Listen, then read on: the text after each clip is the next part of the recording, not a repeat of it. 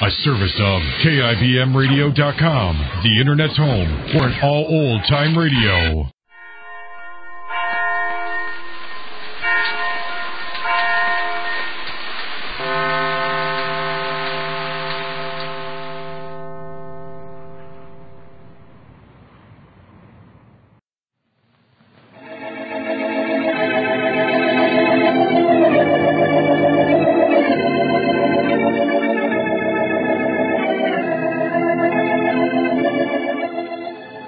Kroger Tender Ray Beef, no other beef so fresh can be so tender, presents Hearts in Harmony, transcribed.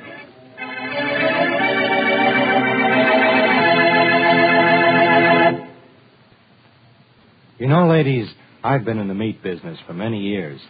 And during that time, I've never seen anything to anywhere near equal the freshness, the tenderness, and the juiciness of Kroger Tender Ray Beef. But then you don't have to be an expert to know that Kroger Tender Ray Beef is fresh-tasting, tender, and delicious. All that goodness is right there in every tempting bite. And it doesn't take an expert either to explain why Kroger Tender Ray Beef is so scarce these days. The reason is simply that the farmers don't have any grain for cattle feeding, so Kroger's just can't get the top-quality grades of beef, the kind that's only used for Kroger Tender Ray. But one of these days, we'll read in the newspapers that our good American grain has won the war against starvation overseas. And when that day comes, well, once again, we'll be able to sell you all you want of those juicy, fresh and tender Kroger Tender Ray steaks and roasts. In the meantime, we're doing everything we can to supply you with the best beef that is available. Well, thank you, sir. Thank you for dropping in. And now, Hearts in Harmony.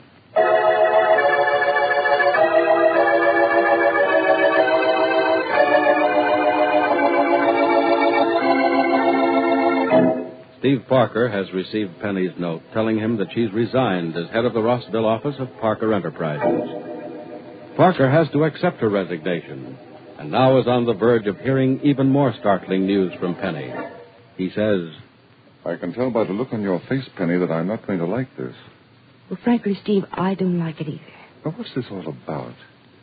This isn't the kind of homecoming I expected at all. You shouldn't always expect things to be just as you expected them to be. But I do.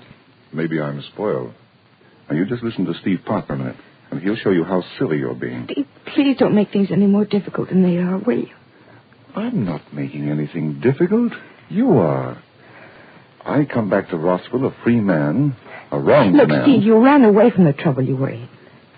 If you hadn't run away, maybe there wouldn't have been as much trouble. You might at least have written a letter, gone to some town far away from where you were hiding, and dropped me just a postcard telling me you were all right. Steve, I deserve that much. Oh, sure. Sure, I suppose I should have done that, but I forgot. You forgot me? No. I forgot how silly women are, always sitting around worrying. If you had to sit around and worry about someone you thought you loved, you'd worry, too. Someone you thought you loved? Hey, what is this? Look, Steve, don't you have any idea? When you got my note, didn't you? Well, no. But if I didn't, I do now. Or do I? You're going to make me tell it to you in just so many words, huh? Or are you going to be smart enough to guess what it is I'm trying to say? I don't know. Sometimes I think I'm smart, except when it comes to guessing what's in a woman's mind. Then it's like trying to guess what shell the pea is under. Now you see it, now you don't. Steve, this is no time to be flip. I'm serious about it. I'm trying to make you understand what's happened and how I feel and what I want you to do about it. Well, go ahead. I understand English. You speak it. Speak it and I'll understand it. Darling, listen to me. What's this darling stuff? I thought I was... You thought you were what? Well, sort of in trouble with you. Not in trouble, Steve. Just not what you were before. Huh? Steve, listen. I want to find a way of saying this without hurting you. Understand? And listen and be serious about it. Oh, sure. You call me darling, so I guess everything's all right, eh? No, everything isn't all right. Everything's all wrong. But you still call me darling. I call you darling because you are a darling to me. Look, Steve, the door to my heart isn't swinging or revolving as you think when I tell you something. I fell very much in love with you, and I think I still love you very much. The door to my heart's closed and locked, and you're inside my heart as you were when you went away. But, darling, I'm going to find the key and unlock the door and open it and let you out. Penny, you're out of your mind. No, I was out of my element when I agreed to marry you. I was in a cloud of good and busy times that clouded my eyes and put a haze of grandeur around you that dimmed the edges that were sharp and unpleasant. Steve, you're wrong for me. I'm wrong for you. Darling, you know that. Well, if I knew that, Penny, why did I ask you to marry me? If I thought that you were wrong for me, why did I hound you to become my wife? Because I was a conquest as far as you were concerned. Just a conquest, Steve. Something and someone to be conquered. It was winning me that was important to you. Having me was secondary, not even important, really.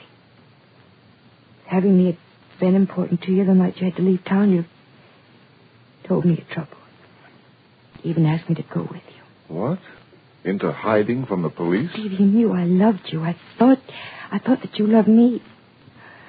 I'm one of those silly people who think it doesn't matter where you are or what you're doing as long as you're with someone you love. Oh, come on now. Cut it out. You get a good night's rest, and we'll talk about marriage in the morning. Tomorrow morning, the morning after, and on all the mornings to come, Steve, the answer's going to be the same. I'm not going to marry you. And one of these days we'll both be glad that something happened to keep us from waking up someday married. And unhappy about it. You mean it, don't you? Marriage is out? Marriage is very much out. Okay. No arguments. No arguments. Steve, you are, darling. The more I see of you, the more I realize why I fell in love with you. The more I know about you. The more I realize how lucky we are that we'll never be man and wife.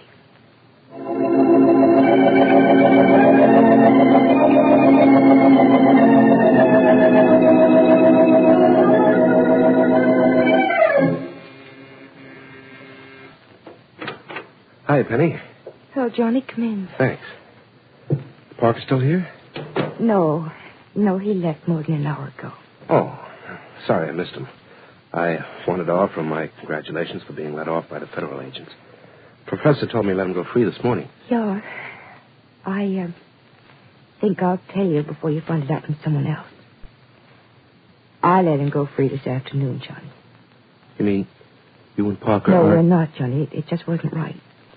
I realized that after the way he acted, running away the night before we got... Well, you know about that. Yeah, sure. Sit down. No, I guess you don't want anyone around here just now, do you? No, if you don't mind. Oh, heck no. I know how you feel. Awfully sorry, Penny. If there's anything I can do... Thanks, Johnny, but tomorrow morning I'll be as good as new. It wasn't easy to tell him. He's so good. He's always meant so well. Sure, he's a regular guy. And to think I used to hate the sight of him. Mm-hmm. I had reason to hate him in the beginning. He did his best to make a chump of me every time I turned around. He was jealous, Johnny. Jealous of me? Oh. Say, maybe he was at that. Oh, no, I guess I ought to laugh at him, shouldn't I? But you're not going to, are you? You know I'm not. No, I remember how I lost you, thanks to my own stupidity. I know how he must feel. Johnny, please. No, we won't. I'll leave. Parker going to be in town a while? No, he's leaving tomorrow. I'm going to the airport to see him off. Would you like to come with me? No. That goodbye should be strictly between the two of you. He staying at the hotel? Mm-hmm. Oh, well, I'll give him a ring. Maybe he'd like to go out with me tonight. He'll probably... Well, I'll be seeing you. Johnny, you're not angry with me, are you? Angry with you? Couldn't be, Penny. No matter what you did to me or to anyone else. No, Penny, I'm Johnny Keith. Remember me? Former boyfriend. Well, I'm not a boyfriend any longer, but I'm still Johnny Keith. Get it? Got it. Good. Bye, Penny. Bye, John. Oh, Charlie.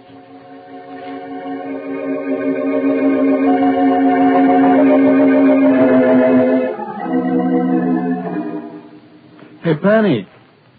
Penny, where are you? I'm in the living room, Pat. Hey, Penny, I saw a friend of yours downtown. You did? Uh-huh, good friend. Who? Steve Parker. Hey, now, look, sis, it's nothing to get pale about. It's okay. What's okay? I had a long talk with him. He sees your point. He doesn't blame you for not marrying. Pat, you're joking. No, honest, sis, I wouldn't kid about a thing like this. Yeah, but I don't You don't understand? Look, he's convinced he's not for you and you're not for him. He thinks he's a skunk for running out on you the night before the wedding, but he's glad he did now. It's busted up what could only have been a wrong deed. Oh, Pat, did he really say that? Uh-huh. Cross my heart and Scout's honor. And remember, I was an eagle. Penny, your worries are over. You didn't hurt Parker's feelings. Oh, that's wonderful. Wonderful. It's great. Hit those ivories, sister. You're a babe who was lost in the woods and got found. Uh-huh. Well, I'm listening. Well, I'm singing. A rose must remain with the sun and the rain, or its lovely promise won't come true. To each his own, to each his own, and my own is you. What good is a song if the words just don't belong, and a dream must be a dream for two? No good alone, to each his own. For me, there's you. If a flame is to grow, there must be a glow. To open each door, there's a key. I need you, I know. I can't let you go. Your touch means too much to me. Two lips must insist on two more to be kissed, or they'll never know what love can do. To each his own, I found my own, one and only you. All right. All right. The song. The song, the singer, and everything. Honest to Pete, cross my heart and Scout's honor, Penny, I think everything's all right.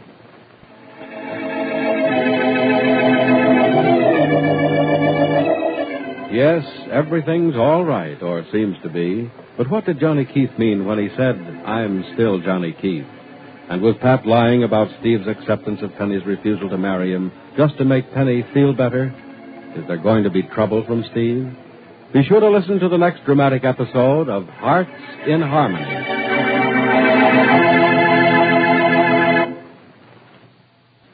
Ladies, it's no secret that Kroger Tender Ray beef is scarce right now. And it's no secret either that at our Kroger stores we're making a wholehearted recommendation of something else that's tasty and tender and delicious. We're telling the ladies who do business at our Kroger stores that Kroger chickens are a mighty, mighty good buy.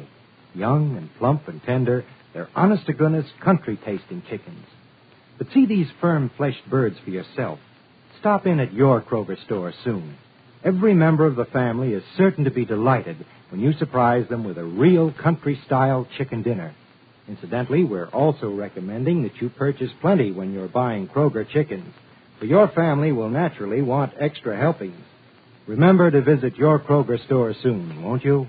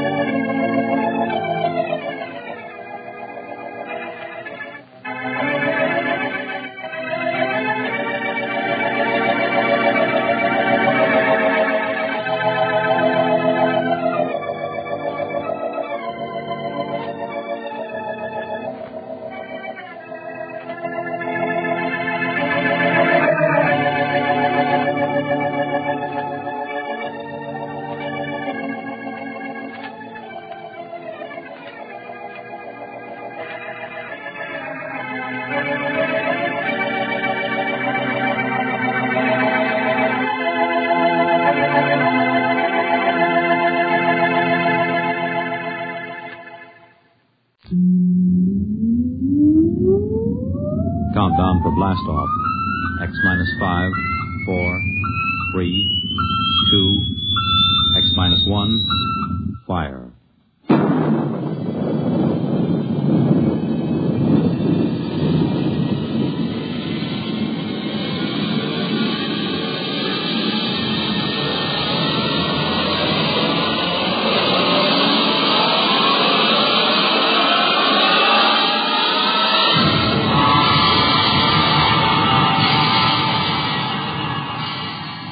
From the far horizons of the unknown come transcribed tales of new dimensions in time and space. These are stories of the future, adventures in which you'll live in a million could-be years on 1,000 maybe worlds. The National Broadcasting Company, in cooperation with Street and Smith, publishers of astounding science fiction, presents X minus 1.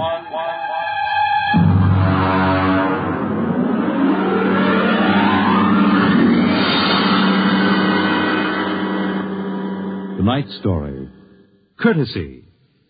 This is the story of the second expedition to the planet of Landro. I'm recording it for any future expeditions which might land on this God-forsaken sphere, in the hope that they may learn from our tragic example. As I write, there are 2 of us left. 2 out of an original complement of 180 men. One of us, myself, will be dead in less than 23 minutes. As for the other, heaven have mercy on him, I do not know.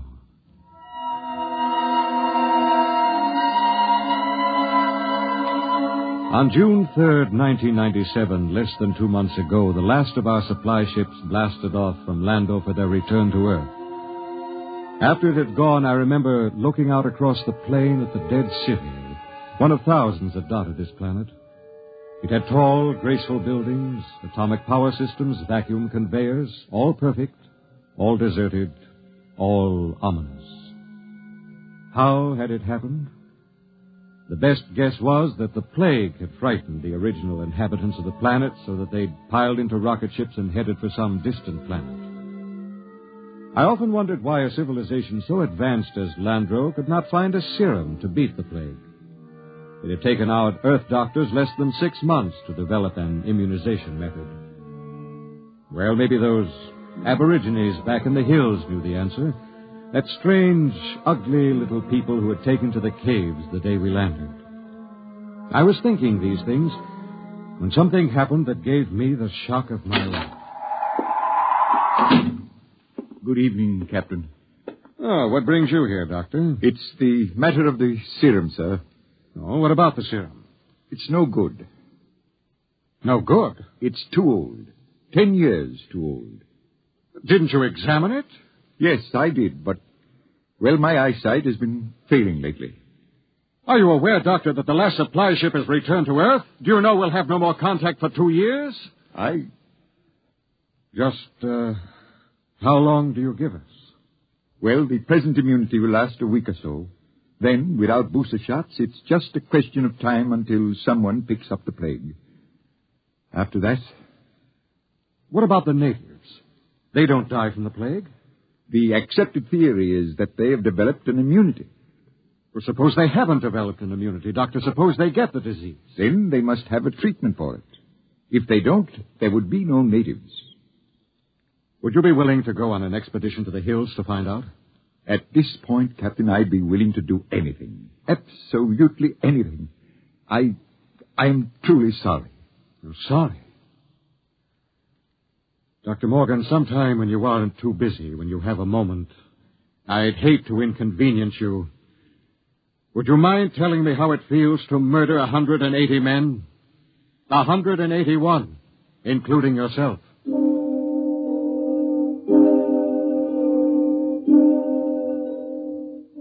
I did a lot of thinking after Dr. Morgan left my hut. It was still unreal for me. After all, the planning of an expedition was no simple thing. You put into it the result of years of training and experience, years of study at the academy, years of learning how to handle men and natives. Every man on my crew was hand-picked for his skill. And yet, A simple thing like a myopic surgeon misreading a label could blast the whole thing. Yes, it was a shame. And I did the only thing I could think of. I yelled for Bat Ears Brady. Brady! Get your carcass in here. Take the lead out. Okay. Well, what's up? Sit down, Bat Ears. You got trouble, Kid? We got trouble. What? The serum's no good. What? Morgan forgot to check it. It's 10 years too old. Holy jumping snails. You're going to court-martial That wouldn't do much good. We'll all be dead pretty soon unless somebody figures something out. Well, what are you going to do, Kev? Well, there's only one chance. One chance in 10 million. What? The natives. Them cave rats. What good can they do us? Now, they don't get the plague, so maybe they know a cure. Okay. Let's get a few of them and beat it out of them. That's why you're here. Shoot. How'd you like to come along on a little expedition up to the cave country? You, me, the doctor, and Faulkner. Faulkner? Now, listen, Cap, he's worse than the doctor. Yes, but he knows more about the native culture than anybody here. He's the only one who's completely familiar with the records of the first expedition. Okay, so it's me, you, the doc, and Faulkner. When do we start? Tonight, in half an hour. We should reach the cave country by tomorrow. With luck, we'll be able to find natives before night.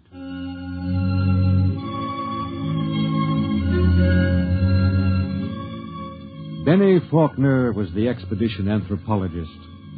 One of the most unfortunate-looking individuals I've ever met. An ugly man with large ears and a big nose. His body was small and consumptive, but he had a good brain. And he was the best anthropologist the Interplanet Institute could recommend. He and Dr. Morgan were the only two civilians on the expedition. We set out, and after several hours hard walking... Cap. Now, what is it? Don't look now, but very slowly turn your eyes to the right and look behind that big yellow rock. Okay. You see anything? No? Well, keep looking. Don't stop walking or let on. Okay. There. Yes, it looked like a shadow or something. It's one of them gimpos. He's been following us now for almost an hour, dodging in and out behind the rocks. Shall I bring him in? No, not yet.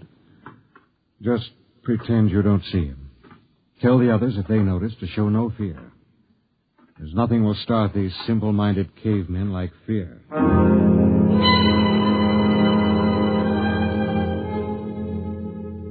The manual said, under no circumstances shall a member of the patrol display fear before a native. The dignity of the Earthman must be preserved at all costs. Just before dawn, we reached the cave country. We were tired and hungry, and we stopped to cook some food and rest. Everything was quiet. There was no sign of the gimpo which had been trailing us until... Okay, get in there, you sneaking little monkey man. Come on, before I break this shovel on your stern. Yeah, what's the trouble? Cap, I caught me one of these gimpos sneaking around outside the tent. Bring him in the light of the fire. We can get a look at him. Faulkner? Yes, sir? Keep an eye on him. Try to establish some communication. All right, get in there. Look out. No need to knock him down, Batty. Oh, that's the only language they understand. See if you can reach him, Faulkner. Okay, Captain. I'll need a drum of some sort. A what? Well, they have no language as we know it, and they have a very rudimentary sense of hearing. I find they communicate with one another through a very primitive kind of vibration of the tongue. The closest I can come is a series of drum beats, a sort of Morse code. The psychologist on the first expedition had it worked out before he was killed by the plague. I've studied his notes, and I think it'll work. You mean these little critters can talk to one another? Yes, I believe they can. At any rate, we'll have a chance to find out. Do we have something I can use for a drum? Here. Take my water bottle. Thank you, Doctor. Now, I'll tap it 3 times. That's a greeting of some sort. Just a moment. Yes, sir? I don't want you treating this fellow like an equal. Don't give them the idea that we're desperate. Once they sense that, you're lost. I have to communicate with him, sir. Now, just bear in mind what I said. Dignity. Yes, sir. I'll do my best, sir. It was a strange sight. On one side of the water bottle crouched little Benny Faulkner, looking for all the world like a human spider. Across from him crouched the Landrian, a humpbacked, gray little creature with an enormous head and those huge, soft lavender eyes. Every few moments, one would stop the strange tattoo of communication, and the other would take it up. I'm setting forth in this narrative the most vital part of their conversation, as Benny Faulkner later transcribed it from the best of his memory. Benny asked, "Why were your cities abandoned? Was it the plague?" The native said yes. Benny said, "Do you still fear the plague?" The native answered yes. "Do any of your people become afflicted?" The answer was some. "How do you treat them?" Silence. "How can we find a cure for the plague?" More silence. Then the native said, "Go among my people." Then he asked, "Will we find the answer among your people?" And the native replied, "My people have the answer." Then he said, "Will you tell me the answer?" The native repeated, "Go among my people." As far as the Landrian was concerned, the conversation was ended. He rose to go, and Faulkner stepped from his path, but Brady was there to ensure the bet. Hold on there, bucko. You ain't going no place. Don't maltreat him, Brady. What did he say, Penny? He says his people have the answer. What do you think? There may be some truth in it. He says some of his people still get the plague. That must mean it isn't a question of immunity. They must have a cure. Well, he wasn't clear on that. Then they must have a vaccine to keep it from spreading. Does he know? His answer is for us to go among his people. Well, that leaves it up to us. The first level of caves is on top of that cliff about a mile ahead. It's a trap. I'll bet my last dollar on it. Well, maybe not. We'll have to risk it. Wait. Well? Let me go. I got you all into this. But how will you talk? Benny here can give me enough of the code so I can ask the big question. You understand that they might just decide to cut your throat? I'm fully aware of the risk. All right, Doctor. You go ahead. We'll wait at the foot of the cliff. If you aren't back down in 3 hours, we'll come up after you. What about the Gimpo here? We'll hold him as a hostage to ensure the doctor's safety. If the doc comes back, all right, we'll let him go. If not, well, that's your job, Brady. A pleasure.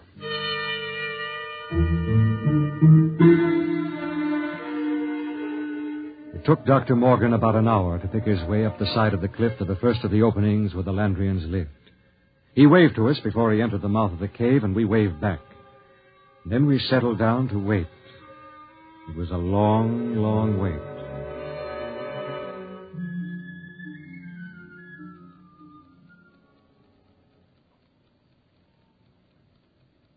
8 o'clock. He's been up there more than 3 hours, Cap. We'll give him a little more time. It's getting colder. Let's keep that fire going. How much longer are you going to wait, Cap? Oh, we've got lots of time. You'd think we'd have heard of something by now if they was going to knock him off, I mean. No, not necessarily. Wait. Look, up on the cliff. That's him, all right. Hey, what's he running for? Oh, no, he looks scared. That crazy fool, if he don't look out... Doctor! Dr. Morgan, look out! Look out!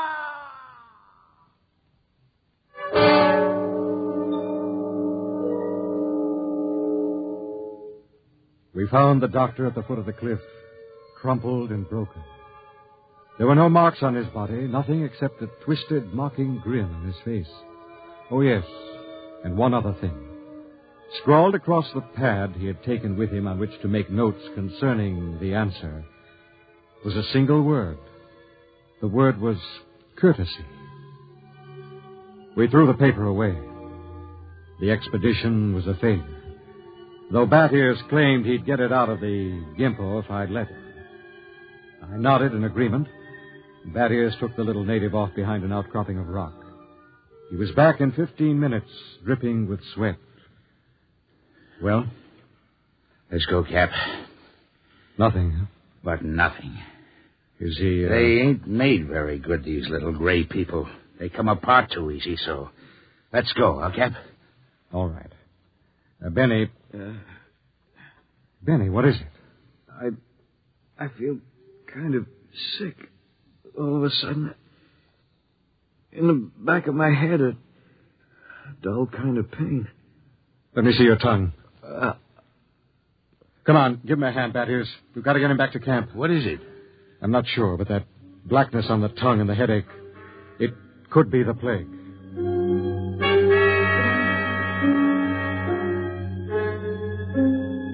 By the time we got Benny Faulkner back to camp, he had the red spots on his body, and then the fever began to rage.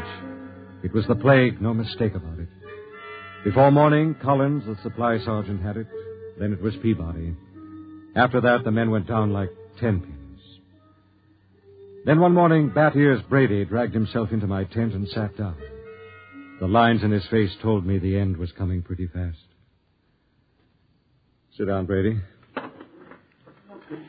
Well, what's the count? 6 left. We buried the chaplain today. Got anything to drink? Sorry, I'm all out. How about a cigarette, then? You got a cigarette? Yeah, sure. Yeah. How's Faulkner? I don't get it. He's still alive. Still alive? Yep. In fact, he's getting better. He's sitting up. Holy mackerel. Oh, this is a good cigarette. It's like any other. No. This one's different, Cap. This is my last. What do you mean, Brady? Take a look at my tongue. See? Little black spots.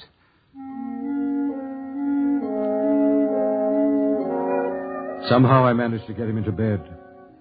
He was already raving when I gave him the last of the morphine. It was incredible.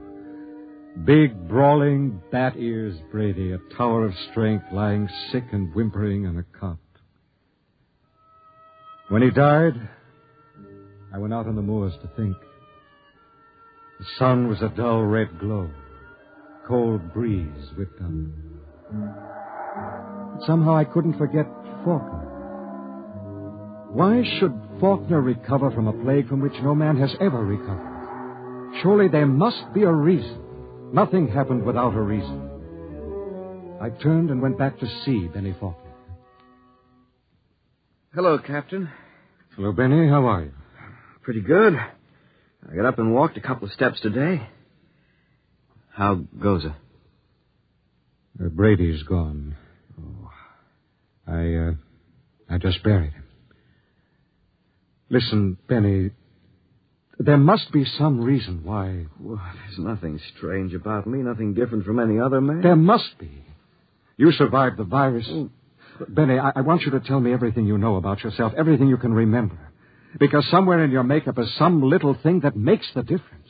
If I can find that thing, then maybe I can do something to save myself and the rest. Even if I can't, at least I can leave a record for any future expedition that comes to Landro. Okay? Okay, Captain. Where should I start? At the beginning. I'm going to take notes. Well, I was born on the 2nd of July in 1971. My parents were ordinary people. My father was...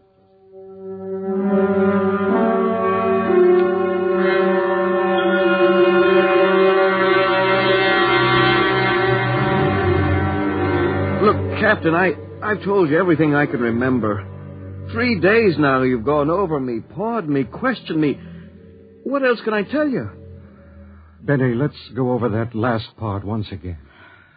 Where should I start? Take it from where the native started to walk away. You stepped out of his path, and Brady grabbed him. Okay, so I stepped out of his path. Why? What do you mean, why? Why did you step out of his path? Why not?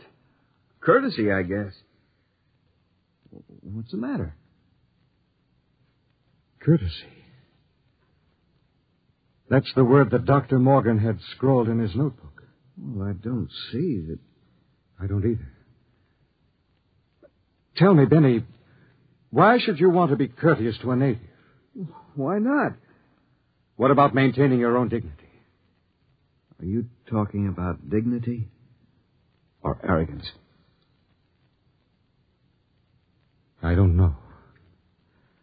Benny, Listen, maybe we were all wet in our deductions. Maybe these cities here on Landro weren't deserted centuries ago. Maybe these little people up in the caves are the same people who used to live in those big cities. Why would they leave? Maybe they found out the big cities weren't the answer. Maybe they found out that civilization doesn't necessarily bring happiness. So they just packed up and left, returned to the simple. No, it doesn't make sense. You're forgetting the plague. What is the plague, Benny? Well, I don't know. Is it a virus? I don't think they ever found out. You know what I think? What? I think the plague is nothing more than what we know as greed and arrogance. Captain, you're going off your rocker. I think maybe we're in line to die. Serum was good. In fact, I don't think the serum had anything to do with it. Oh, I never heard anything as crazy, fantastic in my life. No? Well, I think I'll go back to my tent and finish writing the report. I am beginning to sweat a little. Captain, maybe it isn't the plague. It is. I've seen it too many times to kid myself about it. Maybe hot compresses or something. No, Ben. Listen, Captain, you don't believe that junk about courtesy, do you? I mean, that's a lot of nonsense. You must know that. Holy mackerel, Captain. You do believe it, don't you? Good night, Benny. I think I'd like to be alone for a while. Okay. Good night, Captain. Maybe the supply ship will be early. You can probably stick it out. Sure. Good night, Captain.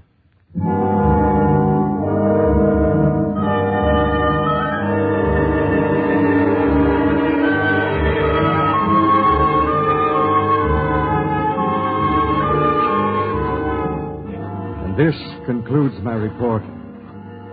I'm turning it over to Benny Faulkner in the hopes that he will be able to transmit it to any other expedition commander who contemplates exploring the planet of Landro.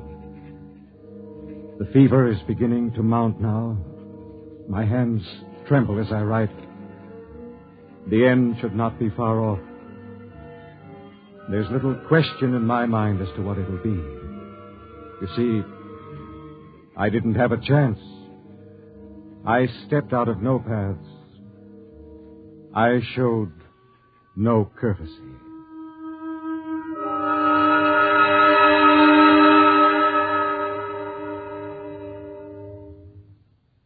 You have just heard X-1, presented by the National Broadcasting Company in cooperation with Street and Smith, publishers of astounding science fiction. Tonight, by transcription, X-1 has brought you Courtesy, adapted for radio by George Lefferts from the story by Clifford Simad.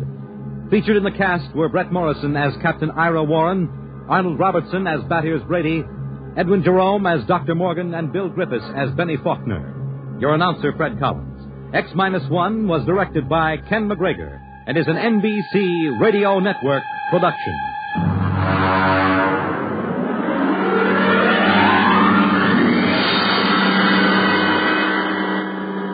And now, next week, the frontier is a strange place, and a frontier is not always easy to recognize. It may lie on the other side of a simple door marked No Admittance, but it is always deadly dangerous. What happens when an innocent girl ignores a single regulation? You will find out next week at X-1. When you buy United States savings bonds, you help to build your own future security. Here's an opportunity to save systematically for long-range personal objectives. And with their increased yield and other improvements, U.S. savings bonds are a better investment than ever before.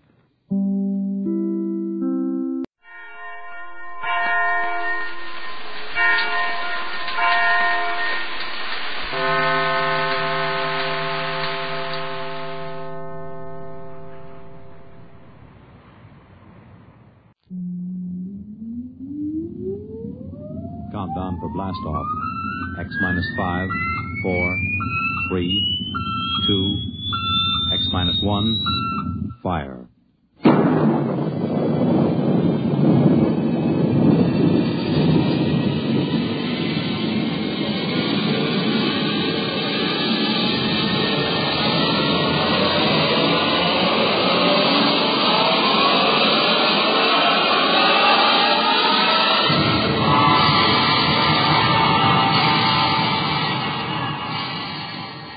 the far horizons of the unknown come transcribed tales of new dimensions in time and space. These are stories of the future, adventures in which you'll live in a million could-be years on 1,000 maybe worlds. The National Broadcasting Company, in cooperation with Street and Smith, publishers of astounding science fiction, presents X minus 1.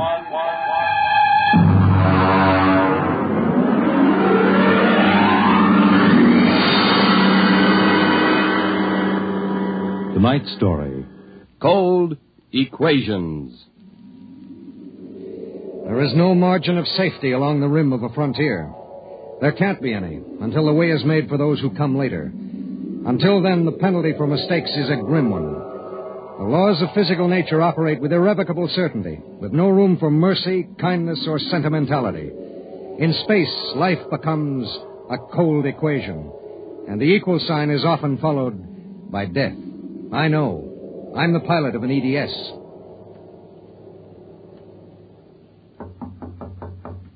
Come in.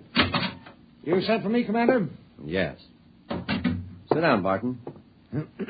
We just got an ED from the Territorial Space Station on Woden. Woden. That's in the Crab Nebula, isn't it? That's right. There are 2 exploration parties there on Manning's continent. 8 men each. Mm-hmm. They've got calla fever in one of them and no serum. Oh, and I thought this was going to be a nice, quiet passenger run. Computers are working out your payload and your course right now. In exactly 10 minutes, we'll drop into normal space and launch your ship. I'll get her ready. One thing. What's that? Woden is at the maximum pay limit for an EDS. Figuring the weight of the serum, we'll be able to give you just enough fuel to land on Manning's continent if you make it the first pass. Otherwise, you'll burn out in midair. Mm-hmm. Standard procedure. Report to launching control. Right. Good luck, Barton. Thanks. Oh, by the way. Yes? When can I expect to be picked up? We'll make a stop on the run back to Earth sometime next year. You'll be notified by radio. Okay. Sorry, we can't make it sooner. That's what happens when you sign on for EDS work. I'll see you next year, Commander.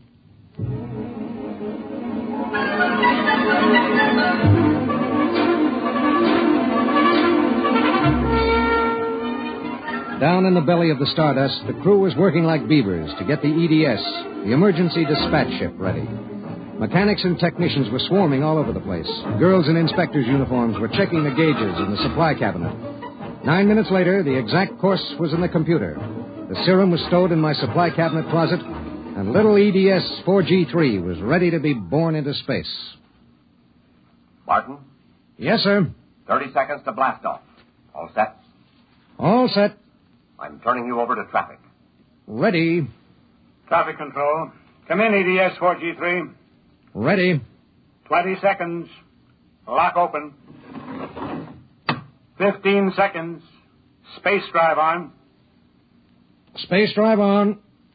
10 seconds. Gravity neutralizer on. Neutralizer on. 5 seconds. 4, 3, 2, 1. Blast off.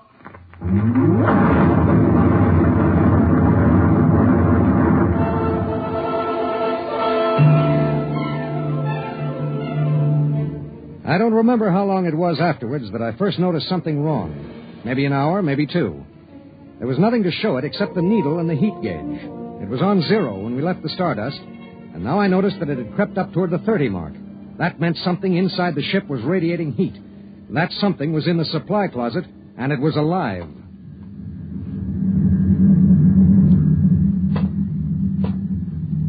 All right, come out. Whoever or whatever you are, if you don't come out in 5 seconds, I'm going to blast you. 1, 2. Well, I'll be... Hello. I'm Marilyn Lee Cross. What are you doing in there? I'm a stowaway. Oh, my... What's the matter? Do I have to pay a fine or something? What are you doing here? I wanted to see my husband. Who's your husband? He's with the government survey crew on Woden. I haven't seen him since he left Earth 4 years ago. Okay. But what made you hide in my EDS? I have a job waiting for me on Meteor, but I heard you were going to Woden and there was plenty of room, so I hid. Oh, I knew I'd be breaking some kind of rule, but what's one little rule?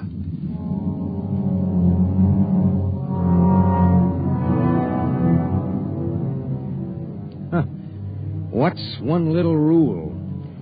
H amount of fuel will power an EDS with a mass of M safely to its destination. H amount of fuel will not power an EDS with a mass of M plus X safely to its destination. Well, how could she be expected to know?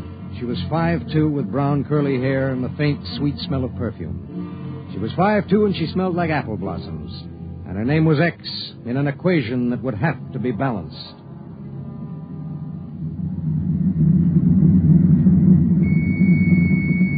Stardust. Come in, EDS. Come in. This is Barton, emergency dispatch pilot 4G3. Go ahead. Give me Commander Delhart. What's the message, EDS? I have to consult Commander Delhart. The commander is busy. Listen, you squirt. Give me Commander Delhart. One moment, 4G3. Commander Delhart. Emergency message from ETS 4G3. This is Delhart. What is it? At 0800 hours, I discovered a stowaway aboard my ship. A stowaway? Yes, sir. Well, have you notified ship's records? Not yet, sir. You know the regulations as well as I do. Of course I know the regulations. That's why I'm calling. Martin, what's going on? Sir, this is a girl. A young woman. Oh. She wanted to see her husband on Woden. She didn't know what she was doing. I see. I wondered, sir, maybe the cruiser could change course or something? I'm afraid not. We're hundreds of light years apart now. We have a limited fuel supply ourselves, with 900 passengers. Is there any chance? No. Okay, Skipper. Better get the information to ship's records. Okay. Martin. Skipper? I'm sorry. Yeah, sure.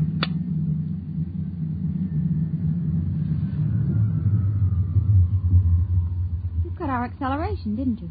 Yes. Why? Well, save fuel. For a while. How did you manage to stow away? Well, I was taking a language lesson in Nimerese from a girl in the inspection corps. The order came in for your trip, and I just went along on an impulse. Oh, it was easy. I'll be a model prisoner, I promise. Oh, if you were only a thief or a spy, it would make it easier. Make what easier? Forget it.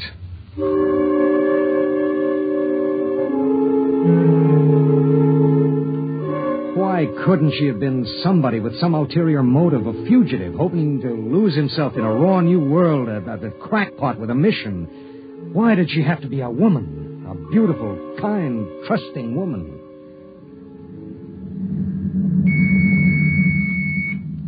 Stardust. Barton, EDS 4G3. Go ahead, 4G3. Identify a stowaway. Give me your identification disc, Miss Cross. Here. Why? Well, it's for ship's records. Identification number T8374. One moment. This is for the gray card, of course. Yes. I'll need the time of... I'll tell you later. That's highly irregular. Then we'll do it in a highly irregular manner. The subject is a young woman. She's listening to everything that's said. Are you capable of understanding that? Oh. Go ahead, 4G3. Number T8374-Y54. Name, Marilyn Lee Cross. Female, married. Born July 7th, 2160. Good Lord, you're only a child. Height, 5 feet 2 inches. Weight, 110. Hair, brown. Eyes, blue. Complexion, light. Blood type, O. Original destination, Port City, Meteor. Listen, I'll call you back later. Look, miss. Marilyn. Look, Marilyn. I guess you don't know what you got yourself into here. Well, it's like this. This ship is carrying Calla fever serum to the survey group on Woden. Yes. Their supply was wrecked in a tornado. The fever is always fatal unless the serum is given in the first 48 hours. Now, these little ships have exactly enough fuel to reach their destination. If you stay aboard her, your added weight will cause it to use up all its fuel before it can land. What happens then? We crash. You die, I die, and 6 fever victims on Woden die. Well, can't they send out another ship to meet us? There are no ships to send. Well, Oh, no.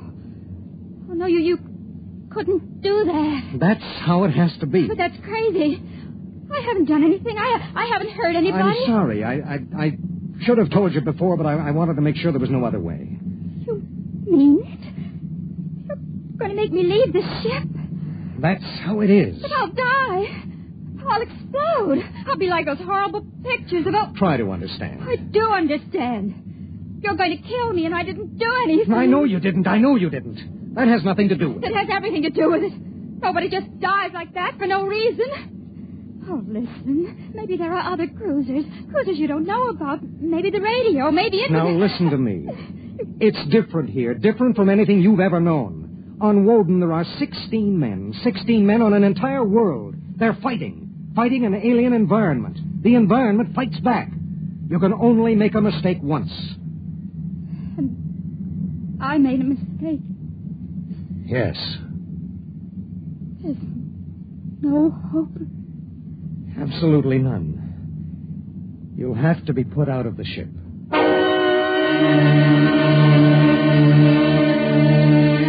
It was better so. With the going of all hope would go the fear. Then would come the resignation. She needed time, and there was so little. EDS. Starship to EDS. Need pertinent data. All right, Starship. When do you expect to complete your report? I need a computer check. I'll give you statistics. Statistics. This is EDS 4G3. I'm intersecting course vector 7.3 at 0831. Deceleration 1750, weight 1 ton. I would like to stay at point 10 as long as the computers allow. Will you give them the question? Check. I'll call you back. We wouldn't have long to wait. The new factors would be fed into the steel maw of the computer bank, and the electrical impulses would go through the complex circuits. Here and there, a relay would click, a tiny cog turn over. But it would be the current, formless, mindless, invisible, which would determine with utter precision how long the pale young girl beside me would live. 5 little segments of metal in the second bank would trip against an inked ribbon, and the machine would spit out the answer. You will resume deceleration at 1910. It was 1810 when he spoke. 1 hour. She has 1 hour to live.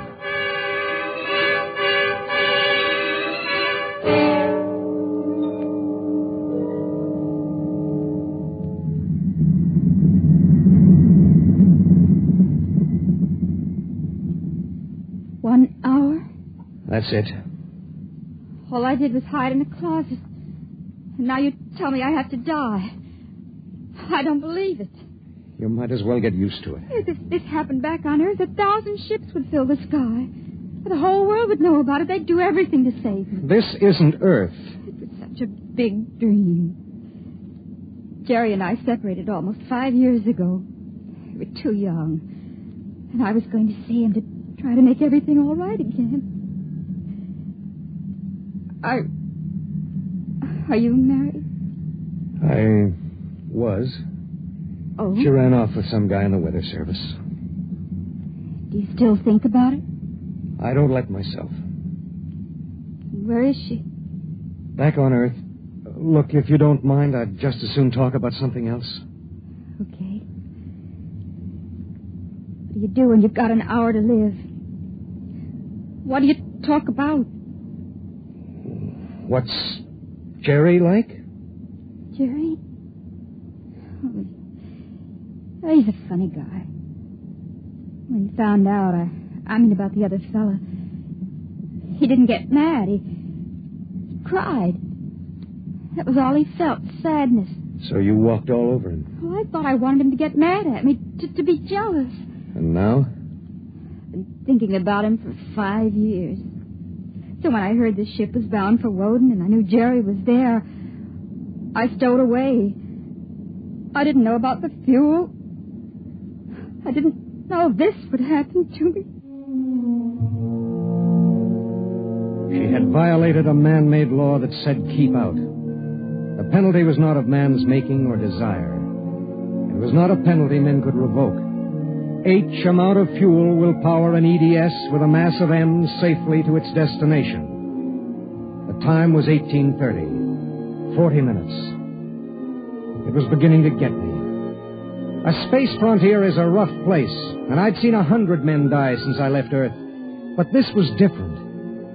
I watched her as she wrote a message to her folks. I watched her as she fought her way through the black horror of fear toward the calm gray of acceptance. And then there it was on the view screen. The planet Woden. A red ball enshrouded in the blue haze of its atmosphere, swimming in space against the background of star-sprinkled blackness. The chronometer on the instrument panel said 1845.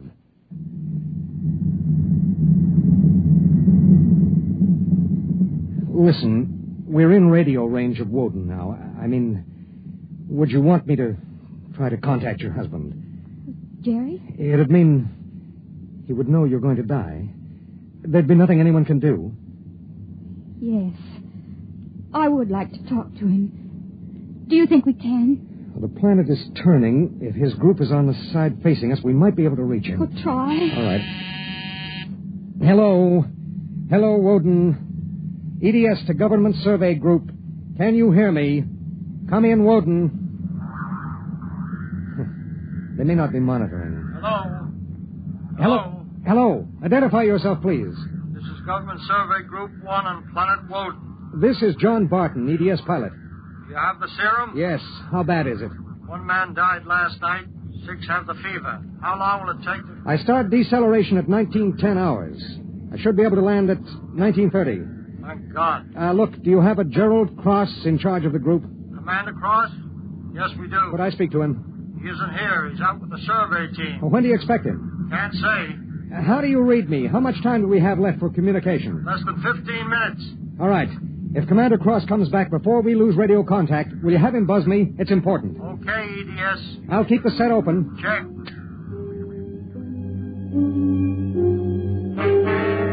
The minutes passed like small bits of eternity. On the view screen, I could see Manning's continent sprawled like a gigantic hourglass in the eastern sea. There was a thin line of shadow where it was beginning to disappear as the planet turned on its axis. I looked at the pale woman next to me, and I thought of another woman long ago who'd sat next to me and cried because I wouldn't try to understand. What had she written in those letters back home? What would they think of the faceless, unknown pilot who'd sent her to her death? What would I think of myself alone nights, reliving this voyage?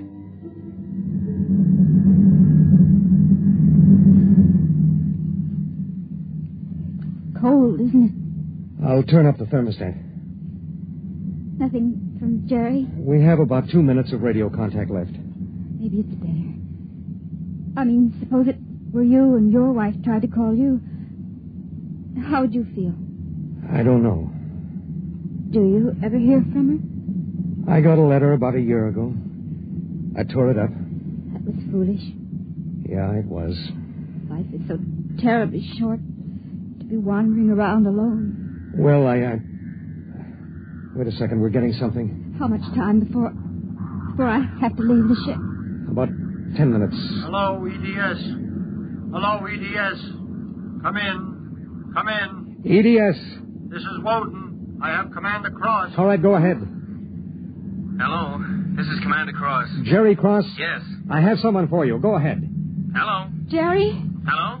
Jerry? Who is it? It's me, Marilyn. Marilyn. I wanted to see you again. I stowed away on the EDS. You what? But Marilyn... It doesn't matter, Jerry.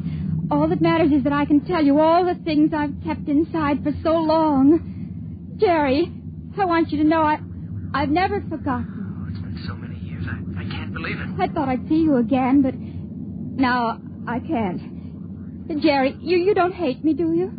Hate you? Marilyn, I've never stopped loving you. Not for an instant. Oh, Jerry. Listen, we don't have much time. The transmission is getting fuzzy. Oh, Marilyn, I've got to see you. There's got to be some way. There isn't. So let me talk to the pilot. Hello? Pilot, have you called the mothership? Did you have them checked with the computers? I've done everything. You've been on the frontier long enough to know the setup on an EDS. Oh, dear God, there must be something, some way. Do you think I'd let this happen if I wasn't sure? He tried to help me, Jerry. He tried. And it really doesn't matter. I'm not frightened anymore. Not now. But how did you get here? I don't understand. Well, I was going to Meteor to take a job, I thought. And now I realize I was just going because I'd be closer to where you were. Oh, Jerry, all this time. Don't. Let me tell you something. Marilyn, I've always known you'd come back to me. I've known it every minute. It's what's kept me alive. I want you to hold that in your mind. Jerry, I can't hear you. We haven't much time. We're losing radio contact. Jerry! Oh, don't cry, darling. Just know how I feel.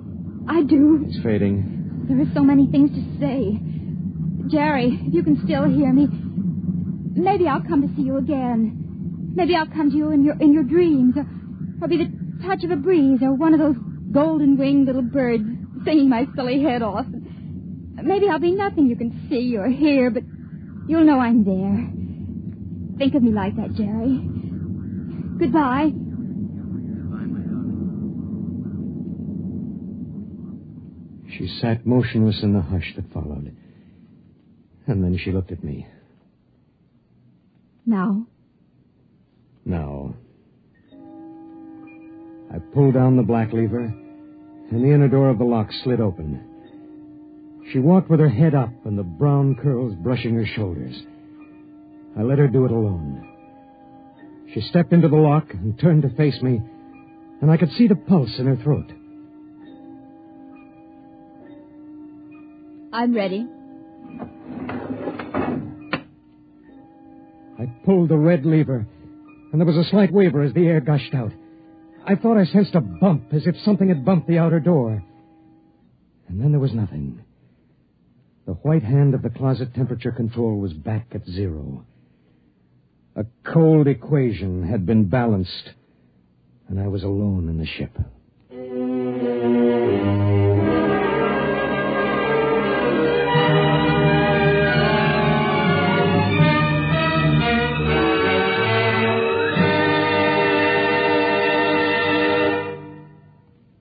You have just heard X-1, presented by the National Broadcasting Company in cooperation with Street & Smith, publishers of astounding science fiction.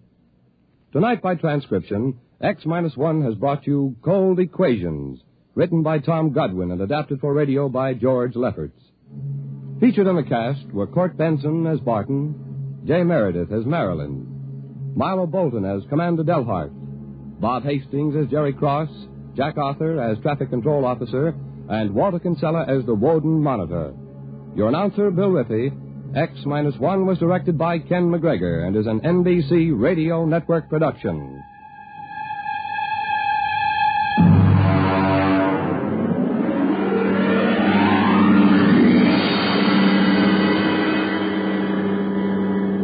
And now, next week. In the days of the Windjammers, whalers sometimes went on cruises that lasted as long as 2 years, and so sometimes they had to resort to rough methods to gather a crew. But what of the future, when a cruise to a distant star may last for 15 years or more?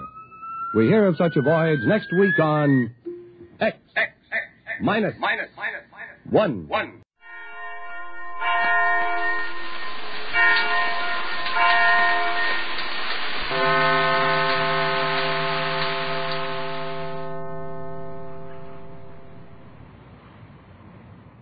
There's an old saying that there's strength in numbers, and this is possibly as true on the Magic Island or in Euclidia as it is anywhere else. The Gregory party of 4 has now grown to 5, with the addition of the Euclidean girl submarine commander. The girl whom we have known only as the commander has been sent to live with our party as a punishment for aiding them to escape from the Magic Island.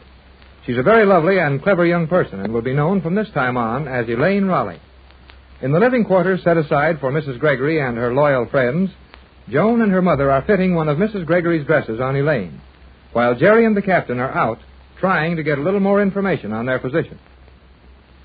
I know I'm right, Captain Bradford. Well, I hope you are, Jerry, but this doesn't look much like it. Well, just the same, I think we should keep walking along this narrow little hallway. At least it was built here for some purpose, and the more we learn of this place, the more chance we have of escaping from it. I know one thing for sure. What's that?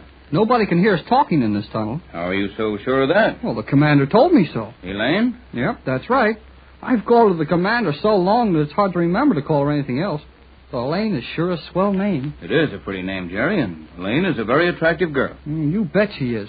I think she's mighty nice. Well, I'll agree with you, son, but if you don't mind, I'd like to give you a little advice about her. About Elaine? Mm-hmm. Elaine and all the rest of the ladies. Yeah? Well, what is it? Well, Jerry, just as one man to another, I'd say that it might be just as well if you didn't say too much about how nice you think Elaine is, especially when Joan is around. Oh, sure. I figured that out for myself. Joan gets all steamed up every time I say something nice about the girl. Yes, you may find that such things will happen to you from time to time. Yeah, I know that. Women are all alike. Oh, but I guess they can't help acting like that. And they're pretty nice. Not bad, Jerry. And if you understand them that well, I'll let you alone to work out your own problems with it. Yeah, but Elaine is mighty smart about things in this crazy place. And when she says nobody can hear us in this tunnel, I know it's right. Well, at least it's worth taking a chance on. But why do you think she was so insistent that we explore this passageway? Well, you started it all by what you said at dinner last night. What was that? Well, when you said you thought there must be some easier way to get out of this underwater city than taking a submarine out through those locks. Well, I naturally figured that anyone as clever as these Euclideans are would have more than one exit. There would always be an emergency outlet someplace. That's the idea, and Elaine says there is. And she thinks this steel shaft is the answer? That's right. I wonder. Well, we're going back away from the city now and climbing at the same time.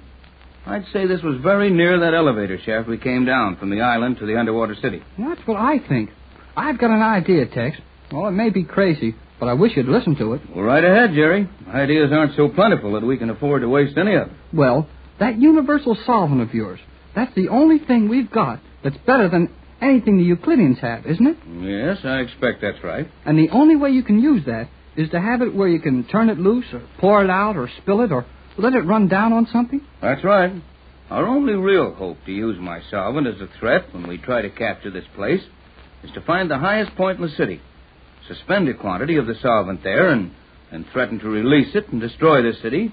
That is, unless the Euclideans surrender at our terms. Okay, that's swell. And that fits right in with what the commander, Elaine, said. Yes, go on. Well, she figures that this tunnel we're walking in comes out inside that mountain that the crater of the volcano is in. Only this thing goes right up inside one of the little peaks around the crater, and that the opening at the top is only 30 or 40 feet below the water. Well, if that's true, say we're as good as off this place right now. But we'll have to be sure that nobody else knows what we know. Oh, what could they do about it? Prevent our coming up here, for one thing, and close this off for another? Yeah, they'd do that all right. Hey, Tex. Oh, listen to our steps. Yeah. We're off that noiseless steel and walking on rock. Good solid rock, too. Begins to look as if your girlfriend is correct. Boy, it sure does. But it looks like there's something here she didn't know about. What? Oh, a steel door, eh? Mm-hmm. And a mighty heavy door from the looks of things. Well, now, if we can get this open, give me a hand here, Jerry. Aye, aye, sir. I'll say, this isn't going to be any too easy. No. Must be some way to get it open, though. I don't like to make too much noise or stay up here too long. We might get caught at it, and that would spoil all our plans. Oh, sure, but, well, we may not get many chances to come up here either. I think we ought to try getting through there right now. Well, your guess is good as mine in Euclidia, Jerry. Come on, we'll try some more. This is... it's sure funny. The door looks like it was stuck to the sides. All the way around. Yes, except on the bottom. Here, put your hands flat against the door, and we'll try pushing down on it. Down? Down. Okay, Skipper. Here we go.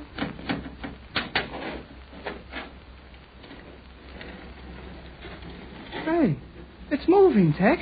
It's moving. Well, it sure is, son. Look, it's going down. That's the best thing in the world for us.